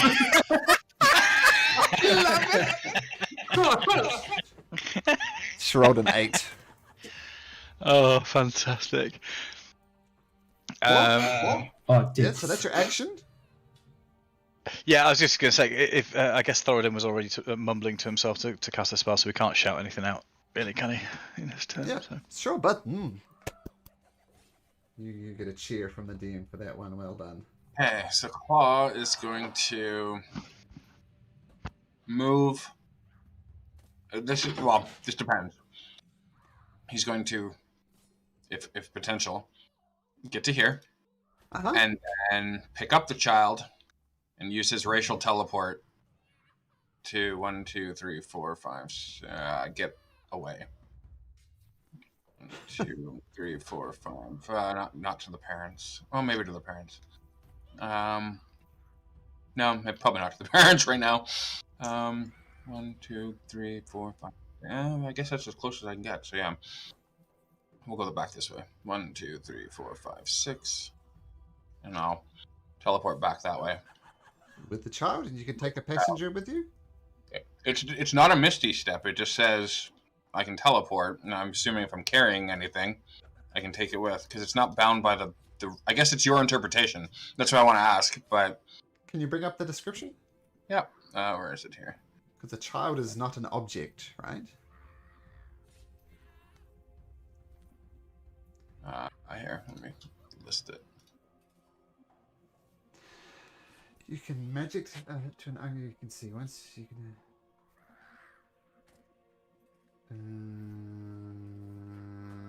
I'd say that's a no.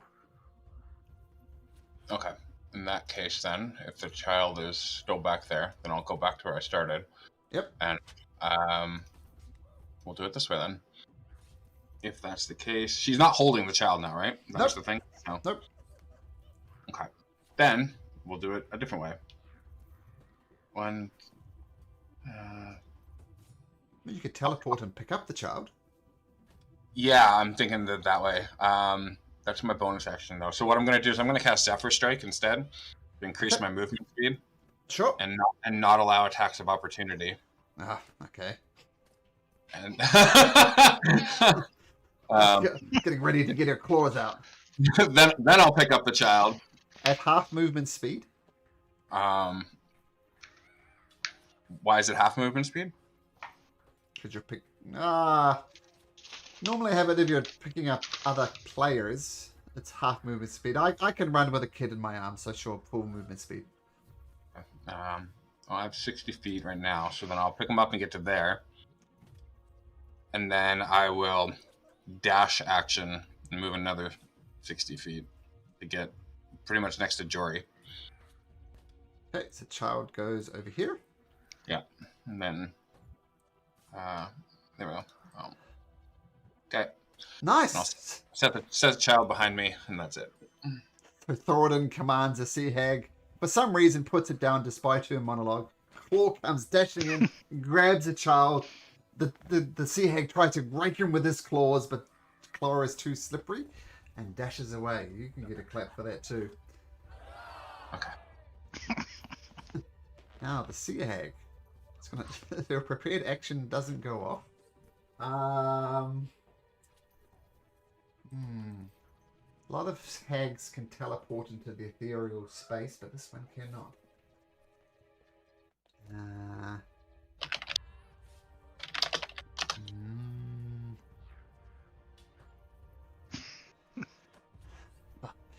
You think you're so clever. But you are not clever. I've been dealing with fools like you for all my life. She takes a little bit step to the back, and she casts Lightning Bolt. The Slimy, Claw, and the child needs to make a save. No matter what the child rolls, the child gets fried to death. Claw and a Slimy. Nice. Dexterity saving throw. It has sanctuary. Oh, I don't think that works for area of effect spells. I'm checking. Yeah, let's check it. Let's check it. I'm going to use my reaction to With push a the harmful child, spell, to must push first the make a child out wisdom of the way. saving throw. Okay, well let's so. And I'll take the full blast. But can I use my reaction to push the child out of the way? Well, let's get the we'll get the sanctuary going first. Sanctuary says you ward a creature within range against attack. Until the spell ends, any creature who targets the warded creature with an attack or a harmful spell must first make a wisdom saving throw. On a failed save, the creature must choose a new target. It doesn't say it doesn't work for AoE.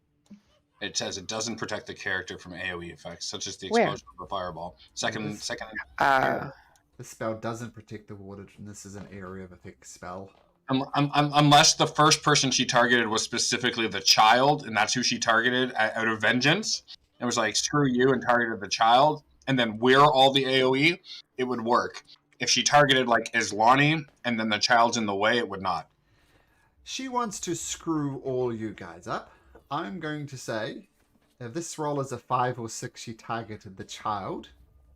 Because there's 3 of you, so 1 to 2 is Islani, 3 to 4 Claw, 5 to 6 the child. Okay. So, does Zap go off? Claw, explain your reaction to me? Can I push the child out of the way? Knowing that it's like this beam come, I'll take the full blast. Normally I would just absorb elements it, but if I can take the full blast and push the child out of the way, I will. Tell you what I'll do. The child is going to get a saving throw. If it makes the saving throw, it's going to survive. So normally it has no chance because, it's going to do 8d6 damage and no child can survive that. And it gets a flat roll. So the DC is only 11. Is it 11? No, 13. So if this roll is 13 or higher, the child survives thanks to Claw pushing it out the way. Actually, you roll this, Claw. Roll me a d20. Oh, fuck. Oh, God. 13 or higher to save the child. Well, I would like to use my inspiration on the child. Sure. Oh, God. Nah. Do you not add them together? No. That's how that works, right? Yeah. Okay. No. You pause for a second. That, of course, wasn't rules as written. You can't really use your reaction to do that. But since it was so cool, and the rule of cool applies, you try and save the child, but unfortunately it doesn't work. And I still need a Slani and Claw to make dexterity saving throws. Actually, Claw, you said you're happy to take the full brunt in the back. Well, meaning I wasn't gonna, I assume if I'm, trying to grab them and dodge out of the way or something, that's fine. But normally I would just absorb elements it and use my reaction to have the damage no matter what. Okay, well, you used your reaction to try and save the child. Yeah, So exactly. you take 12. And Aslani? Is this a new one? Oh Jesus! Same lightning bolt. Oh, but I did a dexterity, so I failed miserably. Oh, did you? Yeah. Oh, I see that. Yeah, Yeah, so I you rolled take a 6. I didn't see that. Yeah, so you take the full 26 points of damage as she zaps it across. 24? And oh, sorry, it's 24. Yeah, I'm looking at the dex save by mistake. Right, 24 points of damage. Because you know those 2 points, eh? Those 2 points, they hurt. They tickled. Poor child. I tried. This is why Claw's not a hero. I had this conversation at the last town. And she runs away after doing that, and she dives into the water. You do know that we just caused 2 children's death. Well, I can still. Is the combat over? Not yet, No. right? I can cast Revivify. No, I still have a hag in front of me. Yeah, I can cast Revivify twice. We have diamonds. Nice. But regardless, the sea hag zaps you and then dives off into the water over here. You out of line of sight. Dars. Yep, but we're still in combat.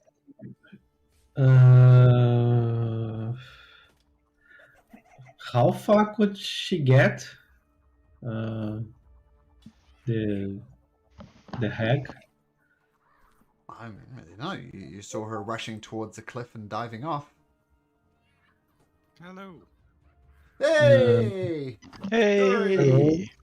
He just killed 2 children. Yep. What?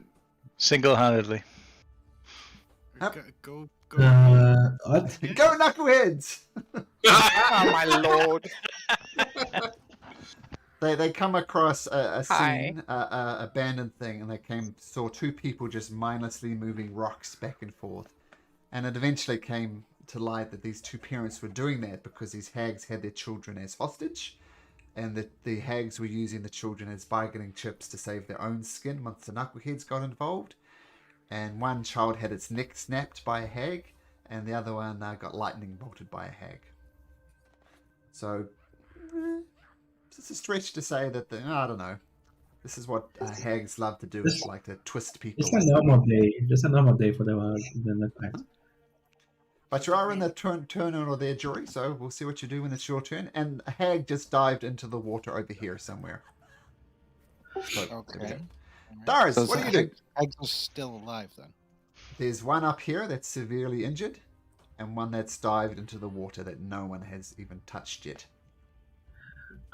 So that's going to say jets, and then he's going to move here, and he's going to very fiercely like cut down this head with all his might. Okay. Cool. So the anger of Dars. Dars is presumably very angry. Yeah, take a shot. You're but an ant before me. You do not know the powers that you are messing with. That hits. You do not know the... Down she goes. Yeah, he's going like very slowly, like stabbing the heart of the hag. Ooh, And nice. so I said to you that if you let that kid, if you kill that kid, you're gonna die. I said to you that he's going to stab her heart. Okay.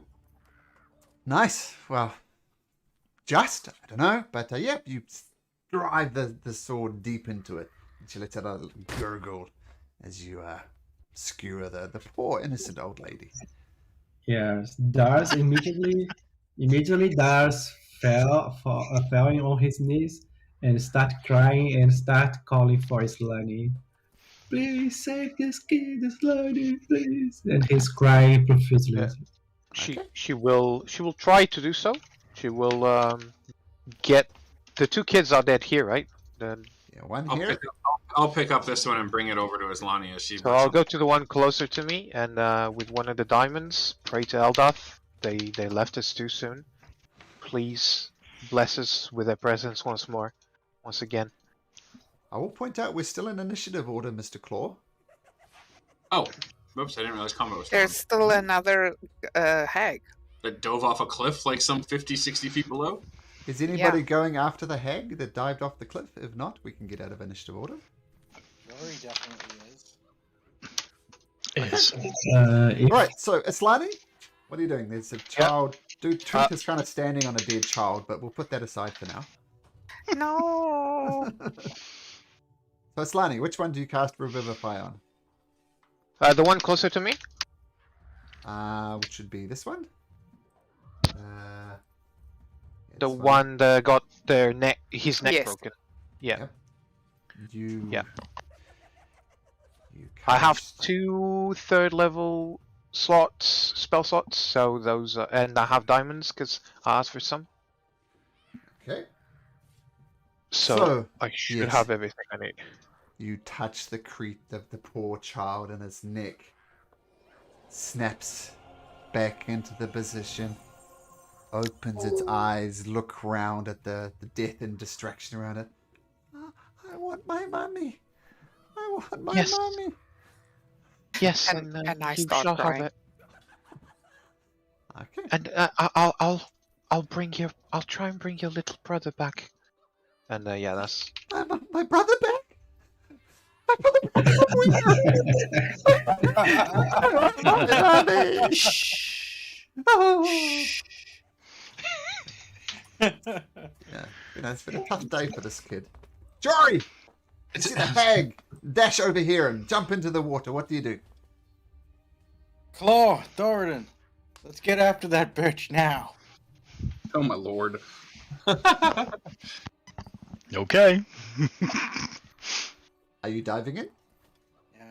I am trying to see how far I can get. Actually, my mouse is broken, so I'm trying to use this touchpad, and it's Oh, that's it's the not worst. very easy.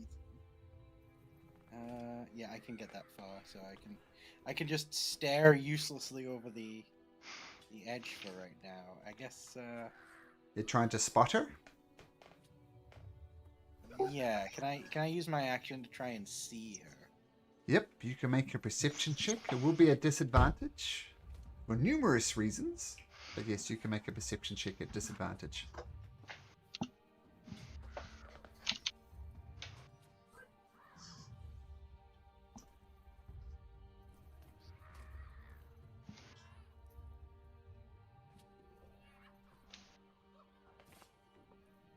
So 15 and... How far down is this particular cliff? 20. Oh, okay. At disadvantage, Jory. So... Oh, again. sorry, I totally forgot.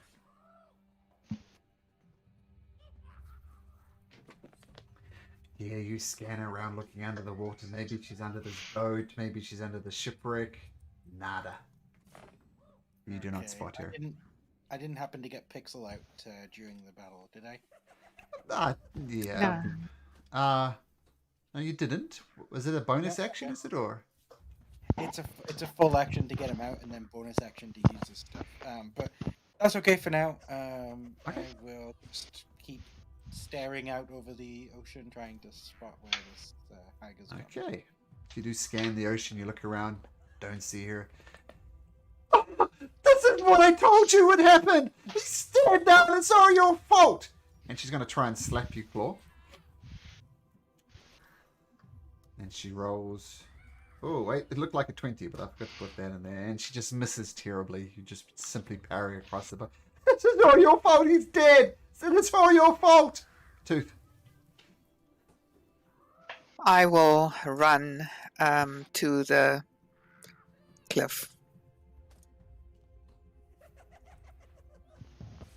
If I can, I can't move myself. Can you turn into a shark? I found myself. There you go. Oh, good. So Tooth goes on a little journey of self-transcendence and finds herself. That's 50 feet. I can move 60. So can I get into the water? Yes, you can, because I allowed the hag to do that. You're going to have to do a dive and do an athletics or acrobatics check. Just to see how well you dive in. Otherwise, you're going to take some bludgeoning damage. Oh, fuck. So you come and you dive off the cliff. It's a very elegant looking dive, but the cliff comes out a little bit further than you'd like. And I'll say you take 6 points of bludgeoning damage as you bounce off the side Okay, of the so- thing. But you're in the water now, you're effectively here. And as soon as you enter the water, man, Bonus it action. is. What? Bonus action. Yeah? I will turn into an octopus. Okay, let's Giant say you octopus. let's say you turn into the octopus on the way down. Yeah. Because otherwise, that's interesting. Well, let's get you an octopus first. So a giant octopus as opposed to an Yeah. octopus? Whoa, Nice. that's a lot of pus. Oh my god. Jeez. Oh, there it is, over here. So, I need to check if octopuses have cold resistance. They don't, so you need to make a constitution saving throw. Immediately? Yeah, as soon as you hit the water, it's cold. Yep, immediately. Don't know if you've ever jumped in cold water, but man, it is cold. Sucks the life out of you. That's a con saving throw. You can use the octopus's stats for this. Yeah, so you splash in the water. It's cold, but it's not enough to give you a point of exhaustion. But that will be your turn, right? That's your dash Yes. and Yes. bonus action. So you just splash into the water. Okay. Villain. Oh my god. Bunch of fucking knuckleheads. The commoner will come across here as well. Try and give Claw another slap. This is all your fault! Looks like I rolled a natural 20, but I roll another 4. So they're both kind of just beating on your chest. No, you murderers! You murderers! We warned you again, and now the children are dead! Thoradin. So Jory just shouted for Thoradin to follow. He's just seen the two commoners come and give Claw a bit of a slapping. So that's en route. So he's actually going to come up behind the two of them, grab one, probably around the waist or belt rather than around the neck, and just drag them back and tell them to stop. And he's going to try and intimidate them. Okay, so you're going to try and grab them first. Yeah. So they rolled a 14. Athletics. Your choice, athletics or acrobatics. Whew, there we go. That's lucky. Just 1 second. Yeah, so you should grab them. I will give you control in just a second, Tooth. I just need to refresh, Thank but you'll you. have control in just a second. Okay, so try and grab them round the waist, and you can pull them back a little bit if you like. And you're going to... What was the follow-up to that? Just to tell them to leave him be, and basically intimidate them a little bit, whilst they're already in shock. So just to work with that and try and stop them trying to slap Claw. Can make an intimidation check. Ooh, for once. You see them stopping their anger on Claw and turn their attention to the child. Let me go! Let me go! Do you let them go? Yes, I will do. They swing over here and start crying over the dead child.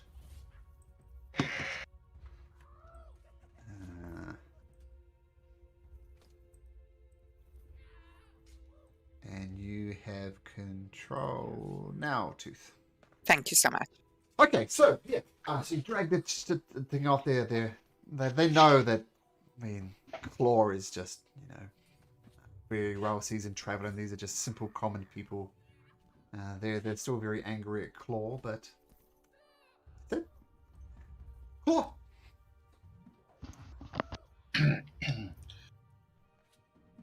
Claw will, I imagine because he tried to like dodge out of the way with the child, he's probably still like holding on to the damn child, in some capacity. And if not, he was happy to like bend down and he'll be like, listen to the sound of the child you once thought passed. And he'll sort of like motion over to the tent. I want my mommy. What? And I thought allow she was dead. Yep. And then she'll say, the raven doesn't claim those who have not lived to their fullest. And he'll bend down and he'll pick up the child and basically just start walking towards Islani and just be like, time for you to do that thing you do. I mean, magic and divine stuff is a little beyond him.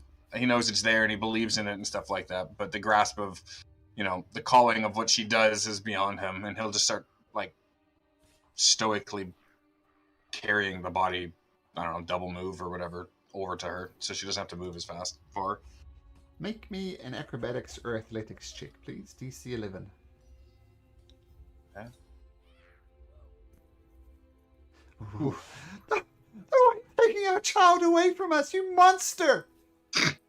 Yeah. They're Yeah, trying he to... just accepts the hate. Okay. So, yep, drag the child over closer to them. Great. Something cool happen.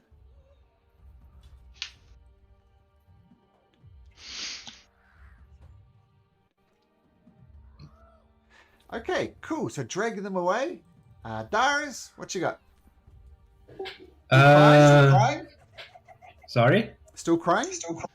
No, Dar's gonna look to Dar's going to look to Islani and say thank you, and he's going to get up and move towards the. Oh, damn. I just saw what Islani said.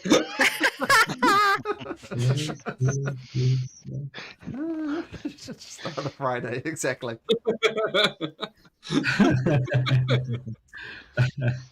So Darius, you get up, leave the tent. Yes, and I guess from here I can't see like the shore. Or can I see like here or something, or maybe here? Can I notice something? You can move up to here and I'll give you a perception check. Will be at disadvantage due to the dark water. But yeah, Okay. you can try and spot the hag if you like. Yeah, perception check at disadvantage. Dragging kids across the tundra, dearie me. So you peer out into the churning water, trying to spot it. You look around. Oh, you don't see anything. And that would be your turn, unless you have something bonusy you want to do. Aslani. No. Yeah, that's it. Yeah, she will get up and see the other kid, and oh, please let it not be too late. Our actions have caused the misfortune of this kid. Please, Eldath, forgive us and bring it back. And I cast Revivify again, and I only have 1 diamond left, guys. So be careful. After this one? Yeah.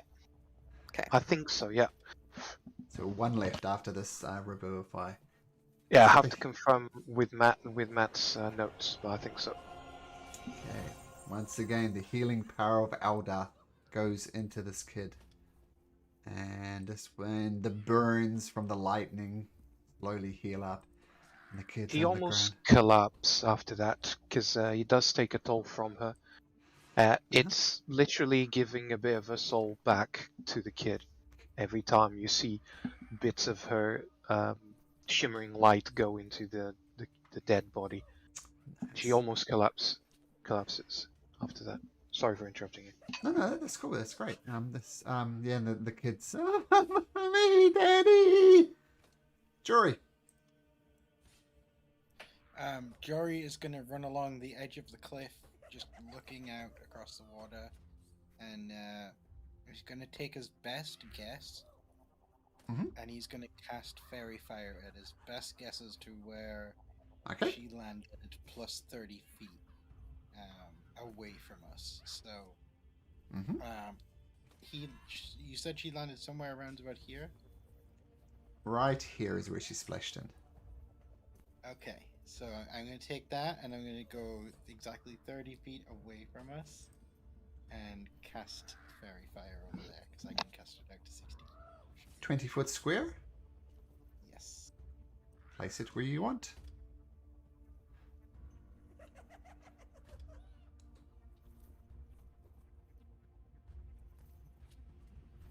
imagining you're struggling with your mouse pad I'm touch thing. having a tough time here. I'm sorry. There we go. Okay. So 30 feet to the south, basically. Yeah. So it goes up, and Tooth in her octopus form see this flash of fury. I think, yeah, we got this hag now. Turns out that wasn't the spot that the hag was in. Okay. Well, that's that. He's just gonna keep cursing loudly at the top of the Good cliff. try. Yeah, good idea.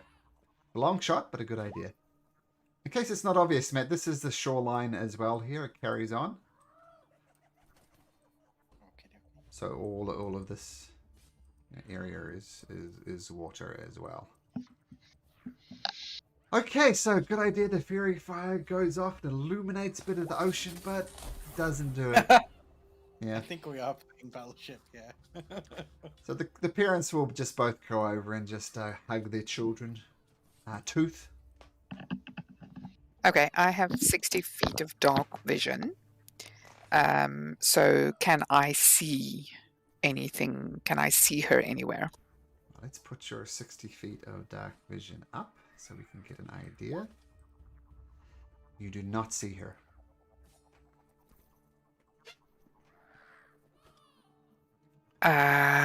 Okay, if I don't see her, then I'm gonna move.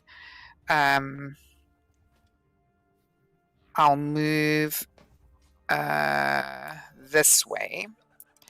And any time that I do see her, because I'm actively trying to see, please let me know. I will. 5, 10, 15, 20, 25, 30, 35, 40, 45, 50, 55, 60. You see her? Didn't I see her before? Yes. Yeah, sorry, your moving was a little... So feel free to go back and head in her direction. Okay. But, I was here, I do believe. 60 feet. Oh, God, why do I look so different now? Let me just see the map. Yeah, so that's right. Yeah. That's where you started. At 15, I think I see her. Yep, there we go. So we'll pick it up from And there. then I'm going to move on to her.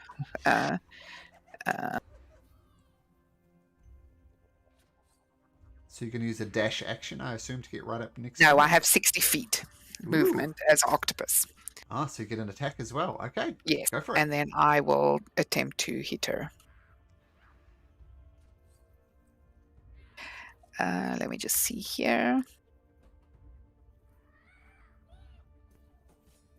Oh, that was... Fuck. Yeah, your tentacles grasp out and the hag it's cackles underwater and see bubbles rising from her. Mom, you have to do better than that, little girl. You look much better as a rabbit. Princess, I really don't know what's happening here. This is very confusing. Sorry, Tooth, if you have something else, feel free to do something else. Just wanted to see her. Is that an action or a... I'm just trying to see if it's an action. In cloud. I can do in cloud. As a bonus? I don't know. It doesn't say. It just says in cloud, a 20-foot radius of cloud of ink extends all around the octopus. If it is underwater, the area is heavily obscured for 1 minute. And I can do it again after a short or a long rest. Maybe it's an action. Maybe it's just an action, so I can't do it now. Okay. Yes, it's an action. You can do tentacles or in cloud. Gotcha. So. Okay, so yeah, you find her, go up on her. She's obviously afraid. Villains, she's going to try and see it as well. She's going to make a perception. It's going to be a disadvantage because she's actually close to it. This was oh. Would it be disadvantage? Oh, she can see it probably anyway. Cool. Yeah, she does. She goes, we have got her now. And she reaches out her hand and she's going to cast her Chill Touch cantrip on the thing. Is she? Yeah, she's going to cast Chill Touch. Mrs. Damn Octopus, stay still! Commoners celebrate. Thoradin. It's just going to rush to the edge and look out like everybody else. Okay. So the hag is effectively if you rush to this edge, the hag is effectively too far away for you to even have a chance of seeing her. Claw. So make a perception check, but it won't matter. Claw. Okay, I've done that thing. I've seen everybody run off. So, what's this place that I can get to? It should be about there. I guess I look and see if there's a target. Perception at disadvantage.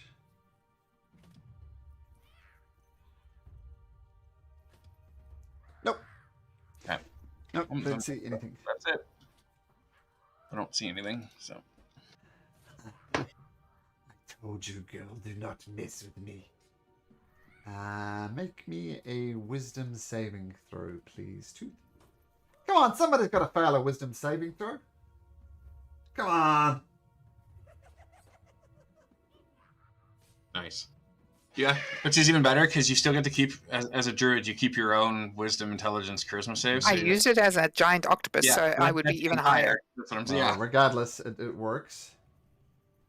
And the hag goes.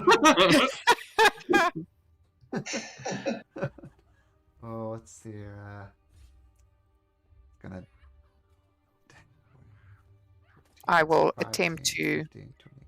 I will attempt to hit it. Sure, absolutely.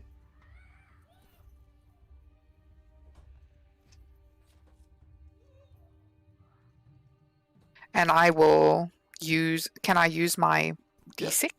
You can.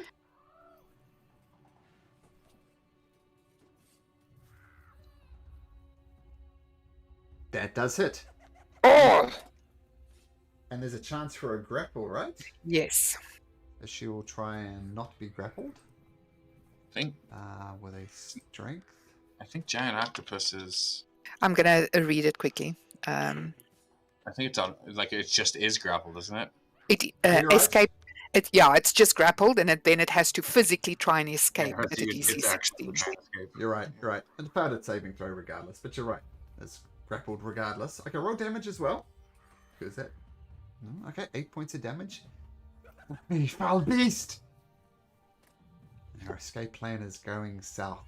So that was her turn. She tried to run away. Didn't work. Got grappled. Darius! Tell you what. Why don't we do this? I don't know. No, we'll go through. I was thinking of just to make it a octopus versus tooth. I'm gonna try and pull it to the shore. Yeah, on your turn. Yeah, sure. So yeah, we'll go through. Darius, what do? You don't know what's happening. You don't. Yeah, know I'm moving there, and I'm going to try to see like. Okay, perception check, disadvantage. Scan the horizon. Looking for this hag who's a little bit under the water. And you see. Dun, dun, dun, dun, dun, dun. Drum roll. Oh, yes, you see it here. Not so much the hag, but you see it. Oh, disadvantage, 16. No, you don't, sorry. Nope. I just saw the natural 50 there. So you look around, you scan, you don't see Jack. Slani feeling really drained as she's brought back 2 people from death. Just amazing, Aslani. What do you do? Yeah, she's gonna sit and panting. She's gonna look around and is everyone okay? Does anyone need help? And she's just gonna stay there. Okay. If Jory. anyone needs healing, she can heal, but that's Okay. that's it.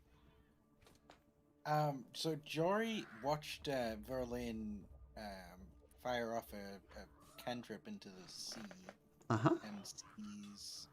Did I see the octopus like swimming over and grappling the hag, or?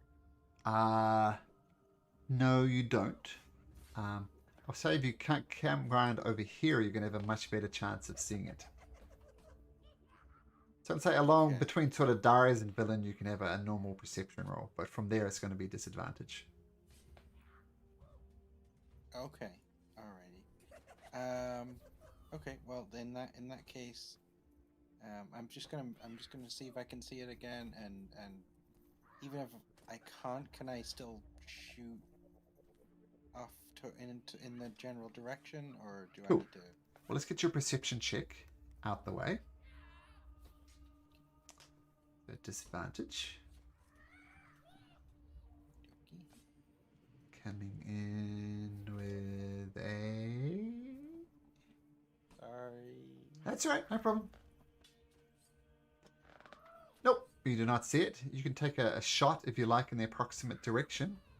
I will say that if you miss, there's a chance of hitting 2. Okay. So feel free to Go. take a shot. It's going to be a disadvantage. Well, I didn't. I didn't even see Tooth going over there, so I don't know that she's there. Well, let's say you take a random shot into the water, and if this is a natural 1, you hit Tooth. You're fine. So you shoot, fire off some shots into the water, but don't hit anything.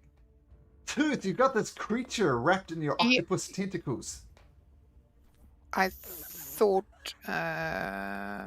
was his attack roll not the thing, or I thought, oh, the 12. Yeah, it had to be higher for him to hit. Okay. Yeah, so it shoots mindlessly into the water, and it just misses. So Okay. I will pull to the surface, Nice. and I will tentacle attack it again With it. as I'm moving. yeah, with advantage. 'Cause you have it All right. grappled. I will roll it again, Natural 20 is always nice, just in case. just in case.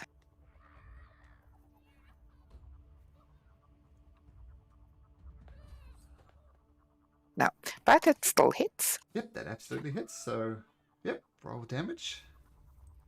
Tell you what, guys, I'm gonna run off and see if I can find some batteries for my mouse, because I thought this would work and it really isn't working. Sure, no problem.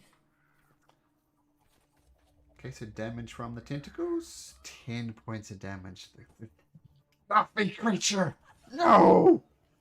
And she's trying to thrash around and get away from it, but everybody can see the hag now. Yeah, and I will. So obviously now it won't be at disadvantage because I have her grappled and they can see her. Yep, they can see her. No roll needed. She's out on the surface of the water, so no roll needed. I'm moving closer. Okay, just dragging her along with you. Cool. I just imagine like There you go.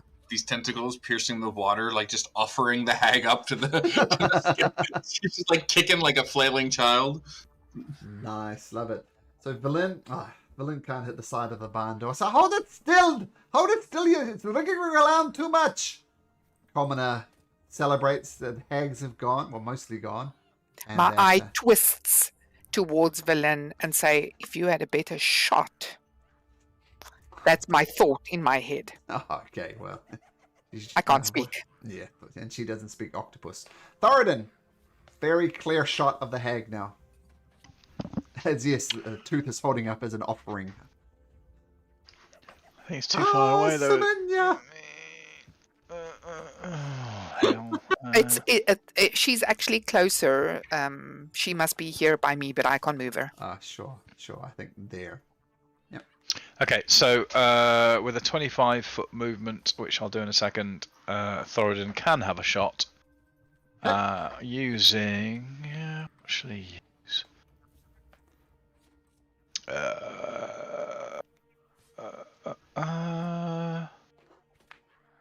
60 foot. There we go. So it'll ping off a sacred flame in that general direction. Nice. Well, not general direction. At the hag, clearly. That would be nice. Okay, so Sacred Flame goes off. Oh, gotta do a DC 15 dexterity saving throw. And rolls a natural 1. Yeah, if they're Yay. grappled, isn't automatically. I don't know. Is it you're right, automatically it's failed? advantage. Let me double check that, but I think you're right. That's probably a natural 20. Oh no, grappled speed is 0. That's it. Restrained. Oh, so restrained. Oh, sorry, you're right. Restrained. Yep, so that is a natural 20. So, roll another 2d8. Thoradin? Well, if you insist, I will do.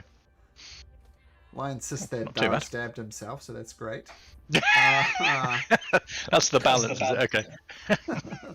So there we go. There's another 11 points of damage as your sacred Wait. flame just. Dars stabbed himself. I just came back in and I hear Dars stabbed himself, and I insist. When the hag had the child, said, "Unless you stab yourself, I'll break the neck of the child." So Dars decided to stab himself. So not as dumb as it sounds. And they broke the neck of the child anyway. Yeah, they did. They did. Both child technically died. Claw, you're up. Okay, I This guess now that I is- can see it. This is perfectly set up for Claw. Okay, here we go.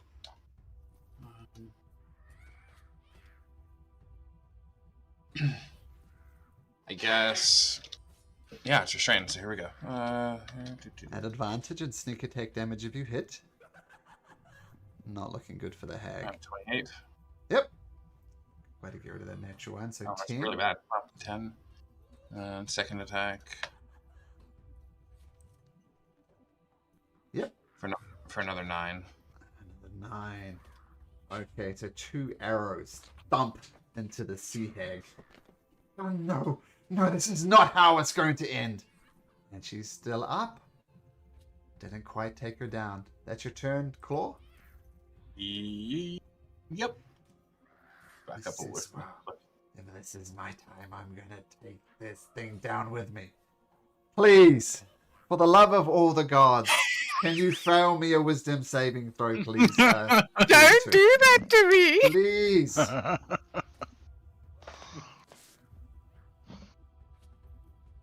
Not today. Not today. Hey. I'll give Oh, it's the myself. wrong button. I pressed. Oh, inside. Inside. Try again. No. Reroll. She's really getting a feel for the DM wanting her dead. Oh, Hey. man. I'll give myself a fail.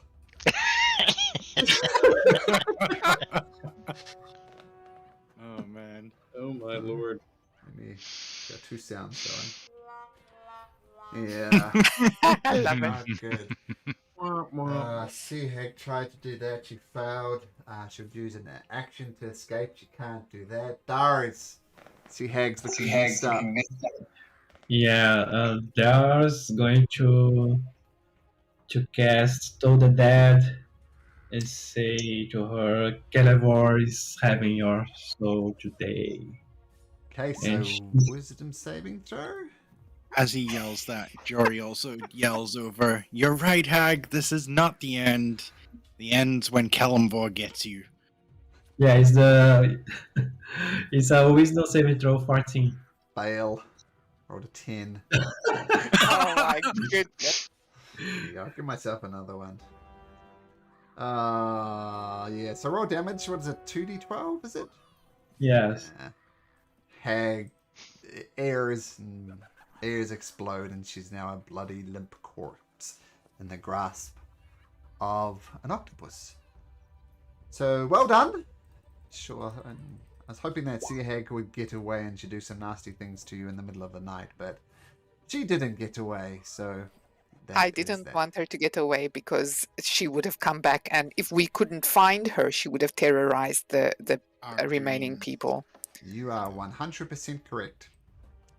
Now, That's me. just lost where I am. So let's take a short break, and then we'll deal with the aftermath of this. How does that sound? Okay. Yep. Okay, But short break. again- I'll see you back, guys, in 5 minutes or so.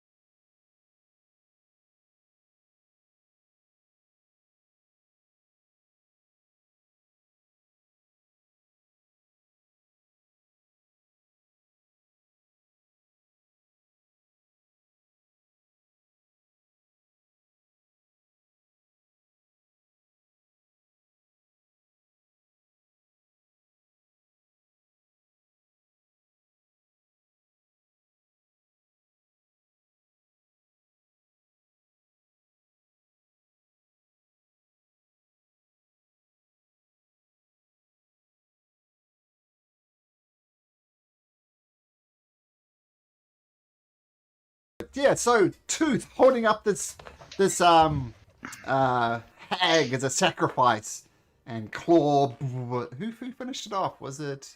I think Dars did with Toll the Dead. Yeah, Yes. Taurus told the dead. Oh, yeah. Yes. Another sad. By the way, Dars did the clean blow on both the hags.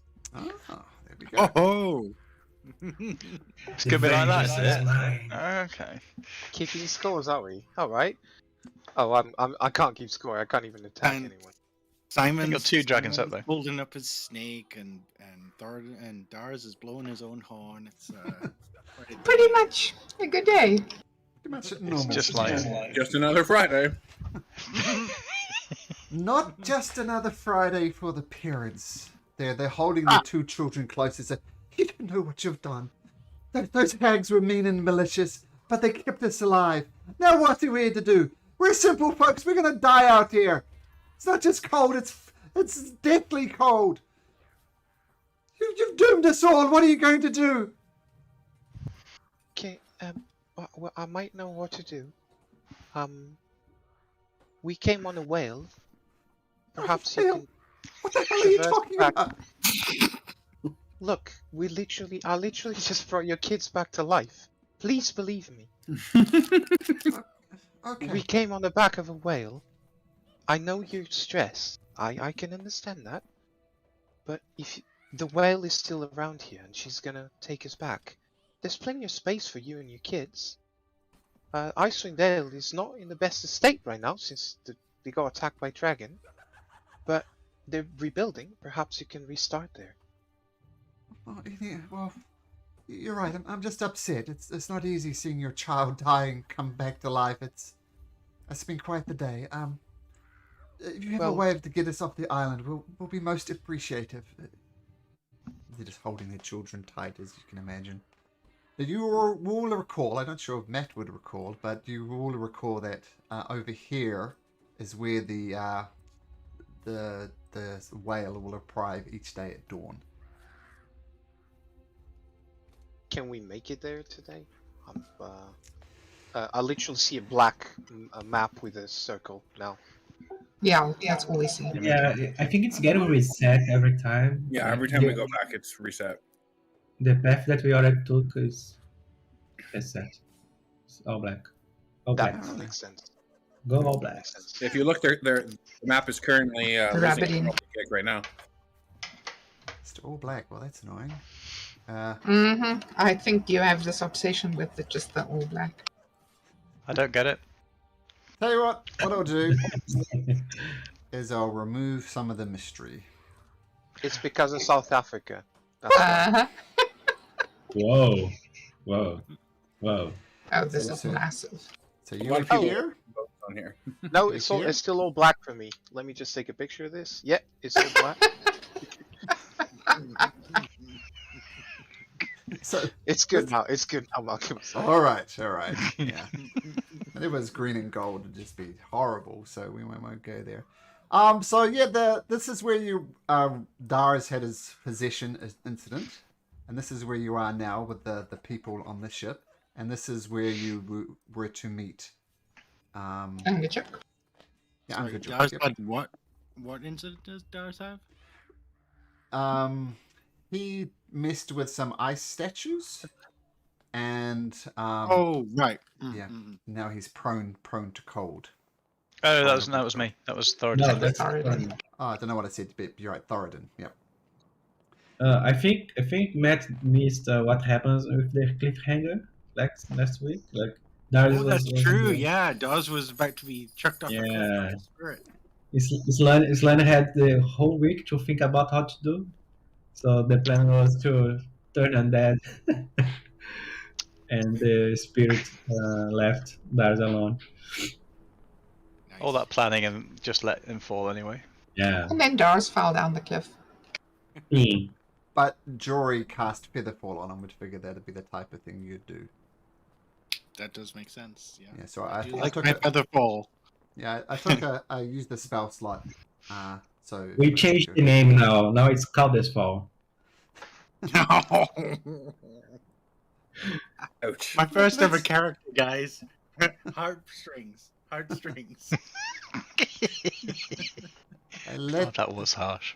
Let's be honest. This is gonna take us more than a day to get back over there. Do we really have the time? Just send Suppo, Sopo. we have a quest for you, Suppo. Oh, Sopo? Yeah. Sopo will Yes. help. Can you guide these people safely back to Angajuk?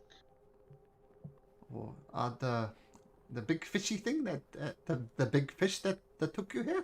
Sopo can take it to the fish. This is If you food for the do- fish.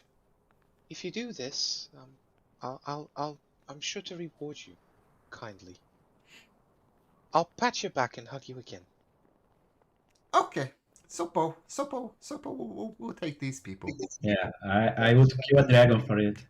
We remember this quest is important, and I'll know if you do it well, for I will speak to Angajuk again. Okay. Sopo gives a salute. And says, I tell Soper to remind Ankajuk or to let him know that they are there on behalf of the Knuckleheads. okay. And I think Tooth in Do we want particular. Sopo to come back as well? Oh, Sopo will find you. Okay, cool.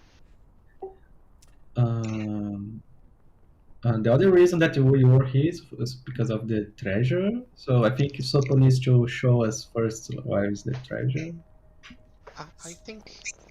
Oh, sorry, go on. Well, Someone was gonna Sopo speak. will just say, just follow the the island looks like a snowflake, so just head up onto the peninsulas. You can't miss the ships. So there was no treasure at this particular shipwreck then? Where the family was? I don't think so, but let me double check.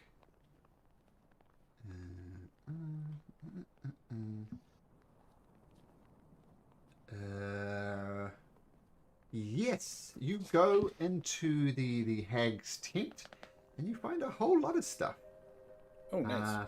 There's a rusty barnacle covered cauldron, and you peek inside the cauldron, and I'll give you the potion for free. It's a potion of water breathing.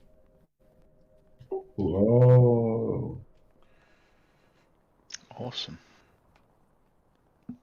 Is anybody else curious how the hags were apparently keeping everybody from freezing? Like, you know, they were so worried about it being ungodly cold, and yet they were just working away, moving these rocks. They point out that the hags were keeping them warm at night because, like, the hags were torturing them. I think that's obvious, and this is the type of thing that hags, like. So that's they say the hags. Obviously, they're conditioned. They move the rocks that they will keep their children alive, and they were happy to do that, which is why they wanted you to go away. Because whatever they were doing, no matter how horrible, what wouldn't you do for your own child, right? Almost anything. And moving rocks between piles, if that keeps your children alive, then that's what you do. But the hags kept them alive, didn't let them freeze to death, because it's much more fun. And Sopo grabs the family and heads off to the dock. If the hags didn't kill them, I hope Suppo doesn't. That would be a waste of 2 spell slots, by the way. And diamonds. And diamonds, yeah. I say, I'm off. Sorry, but I do need to rest. Bringing them back to take a toll on me. Perhaps from here we head to the center of the island? Get as close as we can? What do Yeah, you makes say? sense. Aye. Well, Sure. What time of that day works. is it now, more or less, if we can see? About noon. And you did travel from up here, and it's hard going in this cold and this weather. Well, we have a choice before us, it seems. We can loot the shipwrecks, get treasures, possibly get eaten by sharks, and who knows what else. Or we can do what we came here to do. Head to the castle. I suggest we camp somewhere near the castle. We wait. for Ariel to leave, and then we go ahead. And is that what we're really here for? Treasure? I guarantee you that treasure contains as ether and far exceeds what's going to be found in a shipwreck. But the choice is yours. That is my suggestion. We carry on to Grimscale. So the question is, what's more important to you? We go to Grimscale now, or we scour for treasure? I'll leave it to you. How long should it take to get to Grimscale? You'd arrive there by evening. Then we can rest to be fresh in the morning. Then maybe that would get my vote. I believe you Thoradin was interested in treasure. Is that still the case?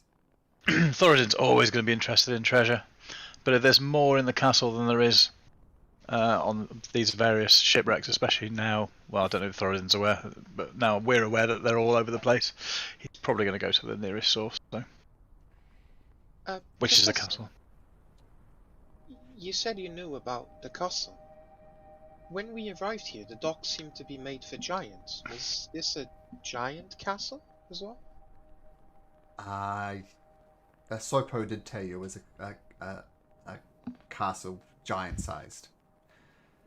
Yeah, like the doors are 20 feet high type of deal. So we searched the hag thing. Did we to my understanding? Did anybody search the ship itself, or we searched the tent? We have an octopus down below under the cliff or whatever. Did you actually search the shipwreck? Let's say Tooth did, and there's nothing on the ship. Oh, all the treasure was in the hag's position. Okay. Well, it seems we head to the castle and camp out and wait for Ariel to leave in the morning. Are we in agreement? Yeah. Yes. Yeah. As long as there's a rest in between, yes. Is Islani just tired, or is she hurt as well? No, like almost out of highest level spells completely. I only have first level and a bit second level. Well, let's go call us to the castle. We'll rest up over the night. I'll cast up the dome so we can get a good night's sleep. And we'll reconvene in the morning. By the way, guys, were we able to ask any question? Were we able to do any speak with dead or anything and ask questions of the person that we came to see who was frozen? They had a familiar with them, and then the spirit jumped out at Dars. And that was the person that we were looking for. Well, in particular, looking for the orb that the person had, which is the Professor Orb. Yes. And in a way, you did have a conversation with the thing. I mean, feel free to go back and cast with Dead, but it was talking through Dars for a while there. And basically said he only knew where the codicil was and that they should kill the villain. Oh, right, that was it. I remember now, yeah. So the codicil of White, we still don't know where it is then? No one... Professor Orb, the professor said it's inside Grimscale, and he knows that there's a series of tests you need to pass in order for you to get access to the codicil of White. Okay, alright. That's good to know. Okay, so you head inland, pushing through the snow, and let's say you get right up on this mountain that is close enough to Grimscale. You get a good view of it. On the top of it, you see a giant bird, a rock, and there's an ROC with a massive, I don't know what it is, 40 feet wingspan or whatever, and it's resting right on top of the castle. It does. I assume you guys sneak up, but the creature does not notice you. And by now the temperature is starting to plummeting again. Well, I guess this is as good a spot as any. Unless anybody's got objections, I will cast the Lehman's tiny hut here. That would be appreciated. It is really cold. The hut goes up. She gives the outside of the Lehman's tiny hut a white color for obvious reasons. and you all camp down inside of there. Who shall I pick? Dars, roll me a d20. Oh no. Actually, Yeah, sorry, do it's not, sorry, I take it back. Roll me a d8 first, and then depending, roll me a d20. The night goes without incident. You look around, and no creatures arrive. You set up guards. You look out. So, if anybody, is there anybody who wants to touch base with the character or anything? The night goes without incident. Yeah, I definitely would like to touch base with someone. Sure. I'm gonna sort of sidle over to Thoradin and be like, "Hey, how you doing, my friend? How you feeling?" It's a bit chilly. I am struggling a bit with this cold. I've never had this issue before, but why do you ask? What's your concern? No concern, no concern.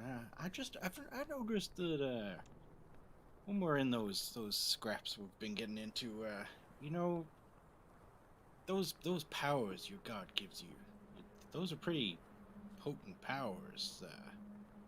Seems like prefer to lean on those rather than that hammer. Do you mind if I take that hammer and take that magic and go ahead and place that on someone who, you know, we can add a little bit more boost to someone in the party, I think. Would that be okay with you? Yeah, it makes sense. Definitely makes sense. Of course, there was the other hammer that we found recently, which I need to get to terms with. So yeah, do what you need to do. That's a great point. Yeah, I forgot about that other hammer. So did I. Absolutely no idea what you're talking about. Yeah, no, we found I think it was it the giants, I think, or no, it was the dragon in the dragon's hoard. There was another hammer, so, but he's not attuned it to it yet. So awesome. Okay, all right then. In that case, I'm going to unattach my my enchantment on that hammer, and Thank you. So quiet. I can't hear. I think I'll move over to. I'll have a think. I'll have a think, and I'll get back to you guys on the other recipient. Cool, but you're basically moving your artificer's magical thing around to a different target, right? Yes. Yeah. Yeah, and you are still coming in a little quiet there, Matt. Oh, I'm sorry. Here, you know what? I turned it down because I thought it was too. Is that any better? That didn't change at all for me. are you talking into the beer bottle? I could be. That's very possible. there we go. Now it's better. Now it's better. I just have to be really close. I've heard of bear goggles before, but the bear mufflers, not so much. Okay, so as I said, the night goes without incident. The dome is still up, and you peer out through the dome, feeling confident you're hitting, and you do see a massive rock wake up and whoomph, hit its massive wing, and then you see the strange owl-like creature, huge, much bigger than any all of you, climbs onto the back of this giant bird, and with a the creature woof, takes off and heads back in the direction of the 10 towns of Icewind Dale itself. What do you do? I guess that is our cue to make a plan. But if we're going in, this is as good as a time as ever. I hope Eldath is with us. Oh, so I'm gonna give Islani a ring of spell storing. Spell refueling ring. You can recover a spell slot of 3rd level or lower. Nice. Wow. Cool. That recover attunement? Another ring. Keep giving rings to this girl. Dars really envious now. Yeah. Oh, are you sure this is for me, Jory? It doesn't say it needs attunement. It's what's it called? Ring of spell storing? Spell refueling ring. You can't find it on D&D Beyond. It's an artificer infusion. Yes. Right. That's probably why I can't. Here, I'll put this in. There you go. There you go.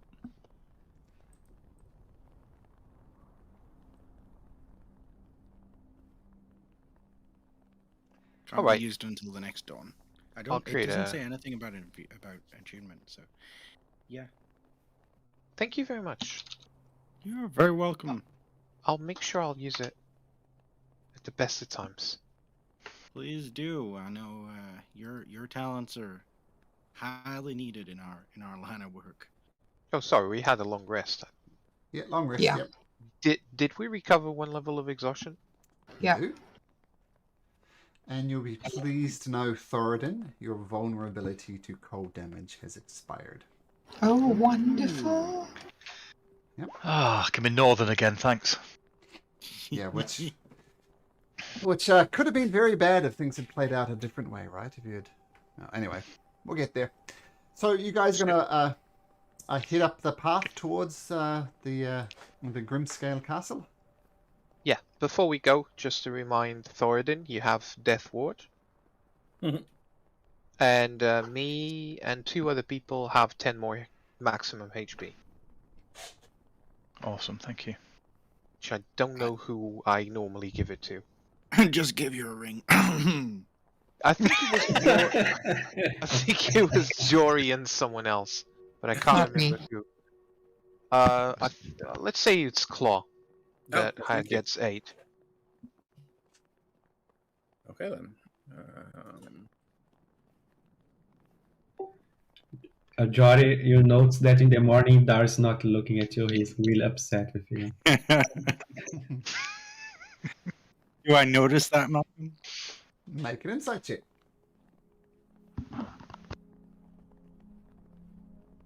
Insight check. Okay. Oh wow, I get a +5. Holy shit!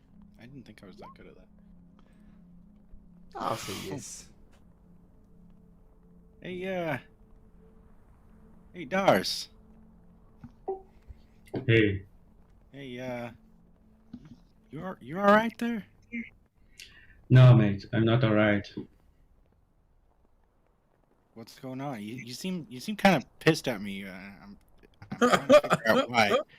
I'm trying to figure out why. I don't. I know we kind of mucked up with the hags and the children died, but we brought them back. You know, we did our best.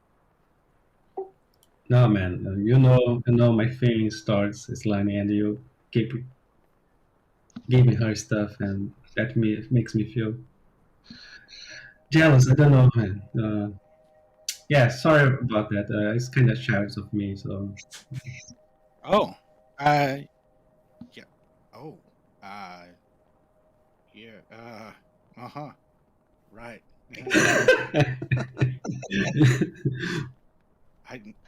I don't think of her that. But no, man, no. You got it all wrong, brother. That's fine, man. That's fine. Yeah, man. That's fine. That's fine. Yeah. Hey, I'm real sorry, man. I didn't know that was. I didn't know that was the thing. I thought it was kind of like a joke between. Yeah. It's a joke. It's a joke. No problem. Okay. I'm gonna go over here and think about things. Yeah, I'll also go over there and I'm gonna think like for myself. Okay. I'm sorry, man. I'm sorry. I just thank you for helping me with my diapers. Okay, thank you. Okay. Yeah. You're welcome, man. Maybe. I'm feeling real awkward now, Daz. I'm feeling real awkward. I'm gonna walk over away. And No, I it's go and awkward as sit. me, I go and sit on the other side of the dome. Which, by the way, how big is the dome? It's a 10 tiny. foot It's actually tiny. It's only a 10-foot radius dome. Yeah, 10-foot radius. So I'm assuming that everyone could hear that. +1. Well, I dare ask, +1 to what? On the diaper. +1 absorption. You do a little test, you pour some blue water on it. Oh, look at the absorbency of this. It's amazing. I'm gonna have to get real used to that soon. So. Oh, yes, that's exciting. So you guys start heading towards Grimscale Castle. And the steps are huge. They're like 10-foot, 10-foot ledges. So you have to climb up 10 foot. So it's quite exhausting to going up there, but you do manage to get up there. And this is the site that is before you. Grimscale Castle. So those steps you see there, that's you climbing up, and you have to pull yourself up. It's exhausting. Takes you a while to get up there.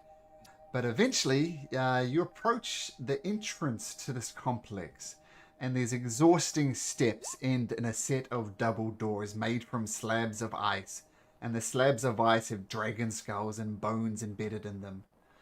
Carved into the lintel is a single word in a dwarvish script, and those who read dwarvish will instantly know that the word translates to Grimscale.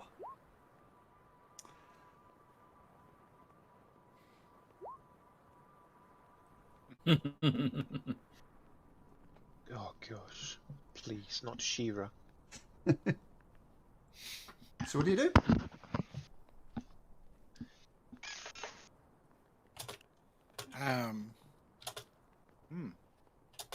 What was the word again? Where did we see Oral go? Did we see her leave? Yes.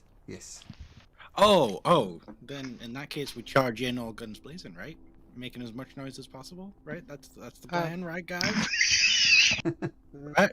And Jory, by the way, is pulling out his gun and like cocking it full of like Sure. 3 fireworks right now. Jory, Stealth? I think we just want to go to the bottom floor, according to Professor, and do the trials to find the codicil, and not face the god or anything else.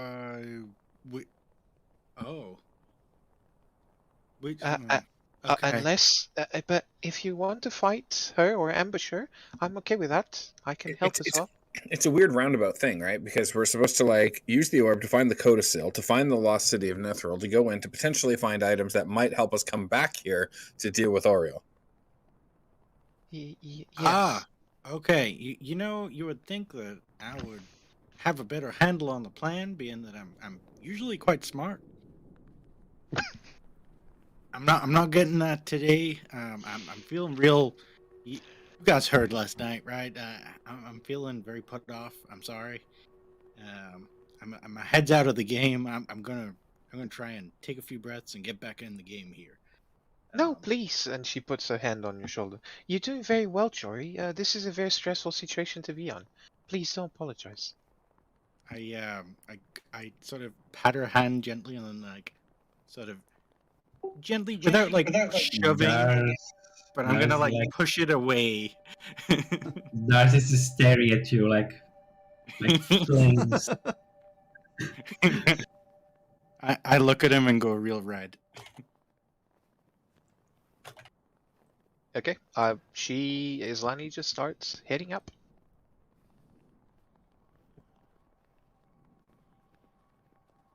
Oh crap! I'm tired. Doors are over here. Can I ask something to Velen? What is it, Dars? Your old hag, do you know how to create a teleportation circle? Just call her an old hag and ask her how to. What did she just say? Yes, that's how old people treat each other. Well, you old coot. I have many, many magical abilities, far exceeding, I think, anybody in this group. But unfortunately, I cannot do that. Jory, the reason you cannot see, well, we'll get there. Once you get into the castle itself, it's going to be dark. So I know. I just wanted to piss you off. I know. So, but my question is, how are you going to see? Once you get into the castle, it's going to be pitch black. How are you seeing? I probably should have switched that infusion for night goggles, huh? If you're having trouble seeing, if Islani notices, she lights up a shield. Like Okay, press so. Mhm. press the on button and blue light appear on the rim of the shield. The on button. Islani's shield has a clapper installed. Yeah, right by the thumb. Right by the thumb. So you should see now the light coming from Islani. And if anybody else can't see, it's for the same reason. So let me know if you can't see. Well, see, I've set up your dark vision. So you can actually see out here, but I'm just setting it once you get inside the castle, it's completely pitch black. So I'm just getting ready for that. Who can't see in the dark? I can't. I don't have black. Dars That would and be me. Jory and can Islani see in the dark? Well, Yes. yeah, well, Yes. technically, yeah. Sorry, Dars cannot, Jory cannot, Islani cannot. But now No, I Islani can. is casting the light on her shield. Oh, you can? Oh, okay. Islani can. Islani has dark vision. Yes. Okay. Okay. So 1 to 3 is Dars, 4 to 6 is Jory. 2, 3, Dars. Dars, I will cast dark vision on you, Dars. Commandery roll. Nice. Thank you. Wow. Dar is really surprised. Suddenly, Unless Jory uses his inspiration. really? No. So you should be seeing independently of Islani now, Dars. Nice. Thank you. So, I assume that's 60 feet, too? Yes, it's normal dark vision. Okay, cool. All right, so you Give me guys... 1 second. Sure. It is an action. It is not a... I will give flat one it, to Jory as well. Ah, okay. How long how does it many last? days left? 8 hours. Okay, I so press the plenty of button time. off then. The light source goes off, so everybody can see now. Okay, great. So we don't need to worry too much about, because torches are great, shining shields are great, but they give your position away by the same thing. So well done, Tooth. A little clap for thinking so smartly. You are welcome. Okay, and as I said, there's very steep stairs, and you see these massive doors in front of you. So now that I'll you all still can see, lead the way. Try to stealth. Should I roll stealth? sure. See how that goes. Oh no. I'm no longer tired. And nobody has light anymore, so Claw's okay with moving forward a little bit more. But... Yep. Okay, crunch, crunch, crunch as you head up the stairs, Islani.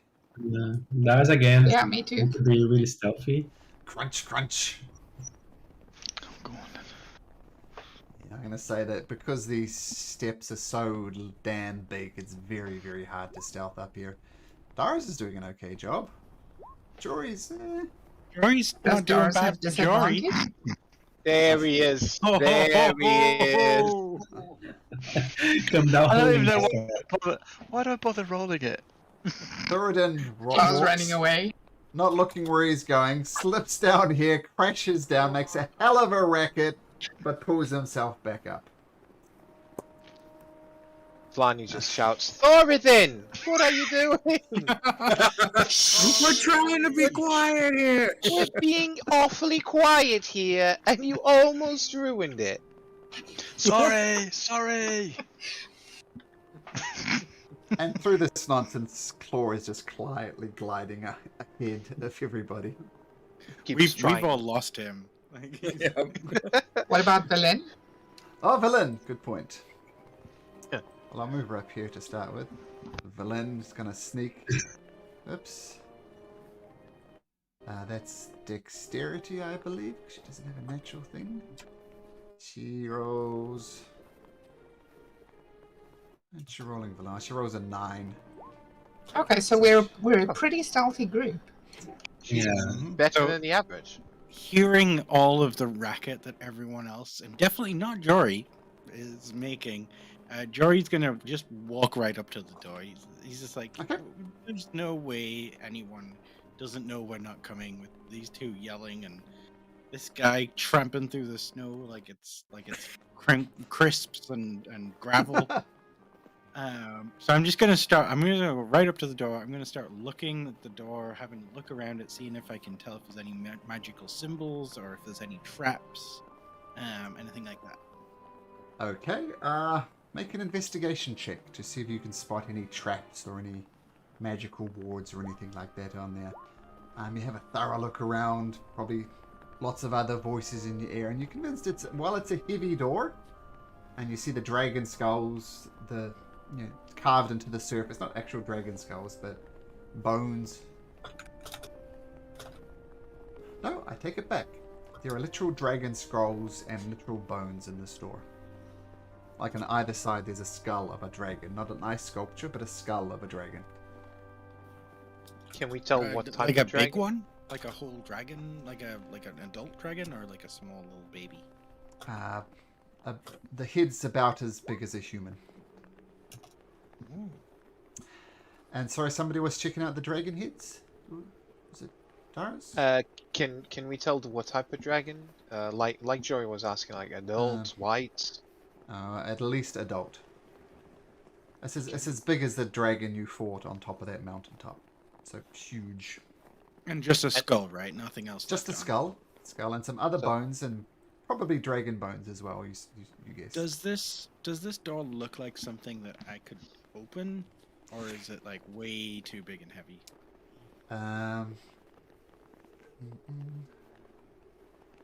You look as like you could push it, but it would take a bit of effort. Okay. With your 26 investigation, you notice it's just a hinged door, but it's just the sheer size of it makes it difficult to open. I think Dars, you're the man for this. I'm pretty sure that you can. Yeah, I am the You man. can open this door. You Yeah, go that's ahead, fine. and she snaps a finger, and a spark of light flies towards you as she gives you guidance. Yeah, Dars. Go on. Make an athletics You check bet. if you want to try and open it, Dars. Thoradin will lend a hand as well. Okay, so Dars, you can make that at advantage with a D4.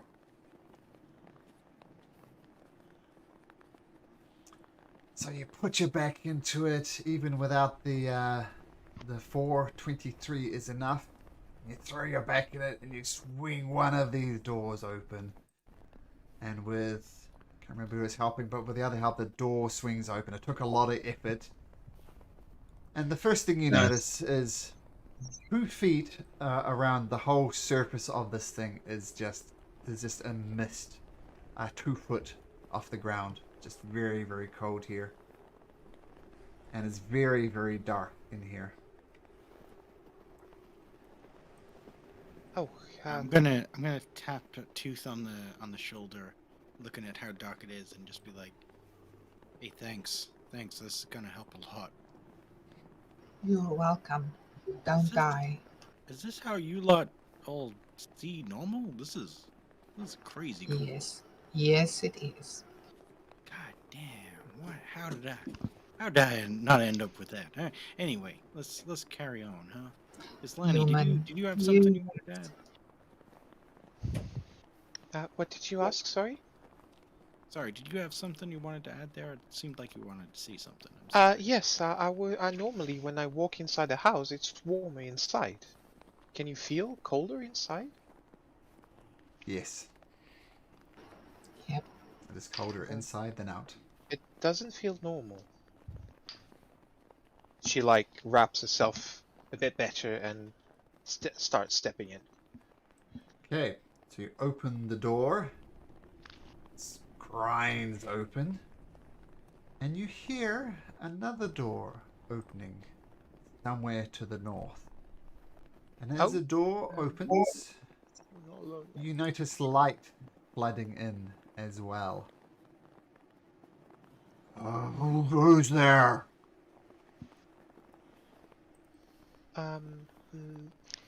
She whispers to Thoradin because he's right next to her.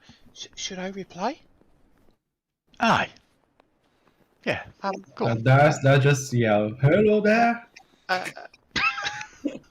Too late. That's right. Par for the course. Who is it that has entered the domain of the giants? And you hear Oops. whoosh, whoosh, whoosh, and a huge frost giant, not mounted on a mammoth as a token would imply, but just a huge frost giant carrying a torch in its hand so it can see you, and it kind of squints at you. You are not welcome here.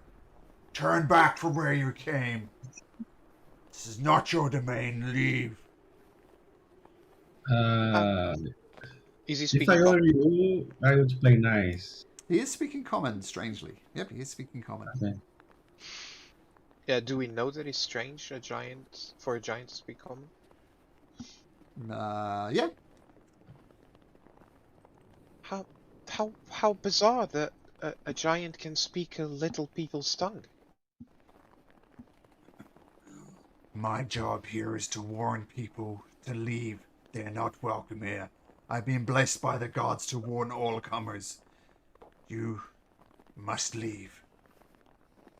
We've been blessed by the gods to stop the winter, and for that, we have to go to the ground floor of this castle. That I could not allow. Please?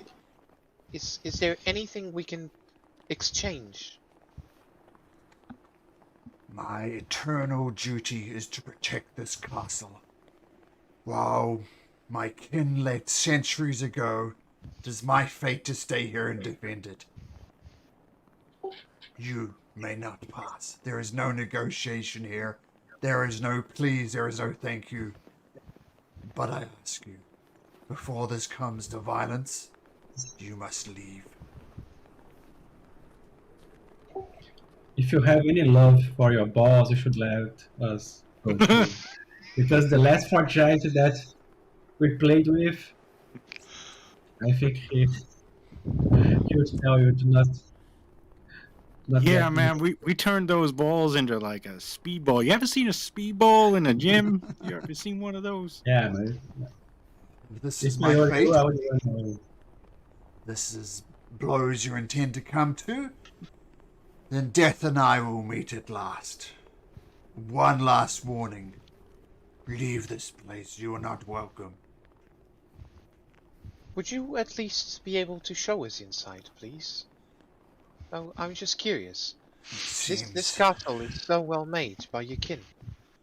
It is a masterpiece, no doubt, which is why I do not need you here to defile this place. Death, this is my last battle, then we will meet at last. And he charges forward towards you. Oh gosh. So let's roll in. Oh, come on. Oh, wow. Oh. Oh, wow. Okay, we are hopping Dars. here. Wow. Oh my goodness. How do you Dars have rolled. Dars was Even put up a nine- very brave face, but he obviously is peeing in his pants seeing this dragon. No, he's being in kind his of slow. nice +1 diaper?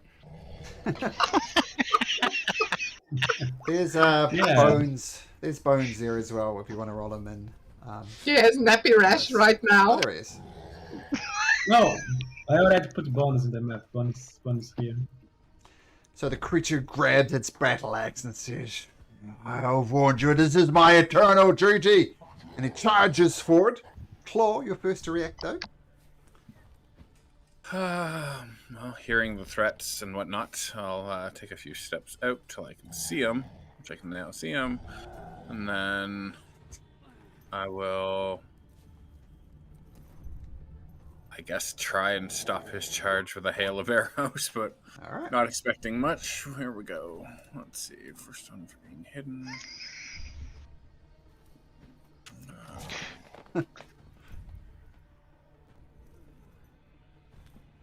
So, yep, 27 hits.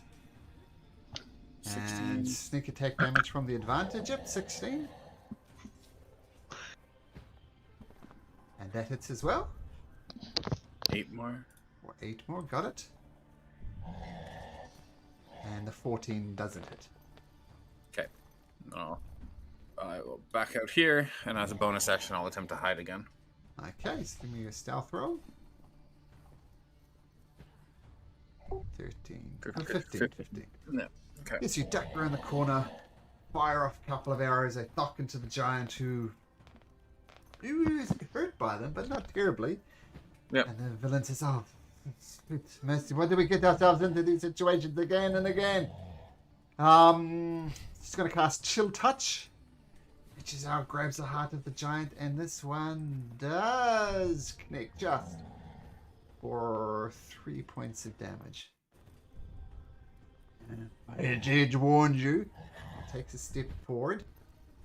And Wait, did her 15 hit? yeah, and your 14 missed. I rolled a 15. No, you're older. On your last shot. That stealth was 15, longbow was 14. Oh, you're right. Sorry, gotcha. That's right. And he comes forward with this.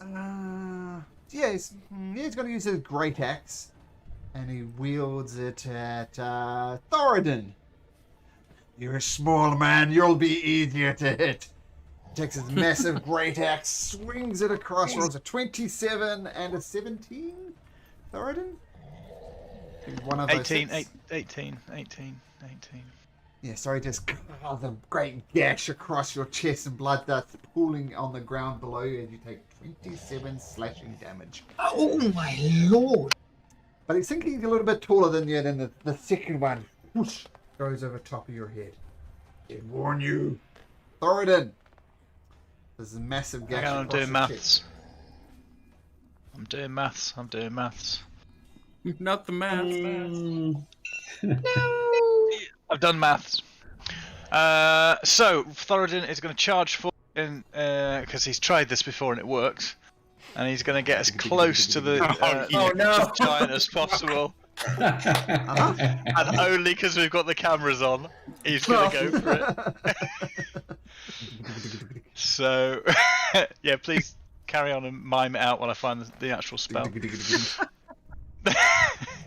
It's we are going for Guiding Bolt. Inflict wound.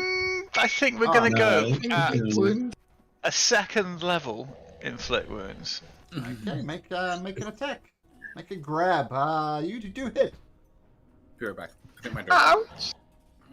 Are you grabbing the ball or are you just punching it? Or just a small fondling. cradle kind of thing, I think. You know.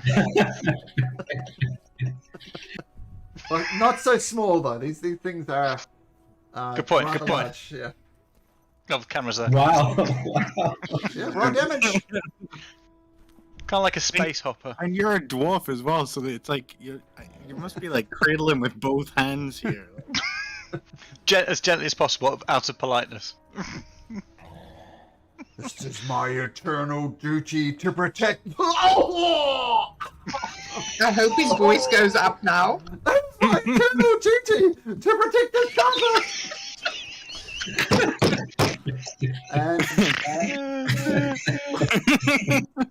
And unfortunately, on that rather high note, it is time for me to pick up my children. Unfortunately, so we're going to have to call it there. Alrighty.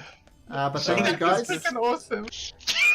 And I'll just make a note here. It's Bones' turn. That's why I don't do that. Okay, but I really need to do dash, guys. But thank you very much. We'll see you next time. Thank Thank you, guys.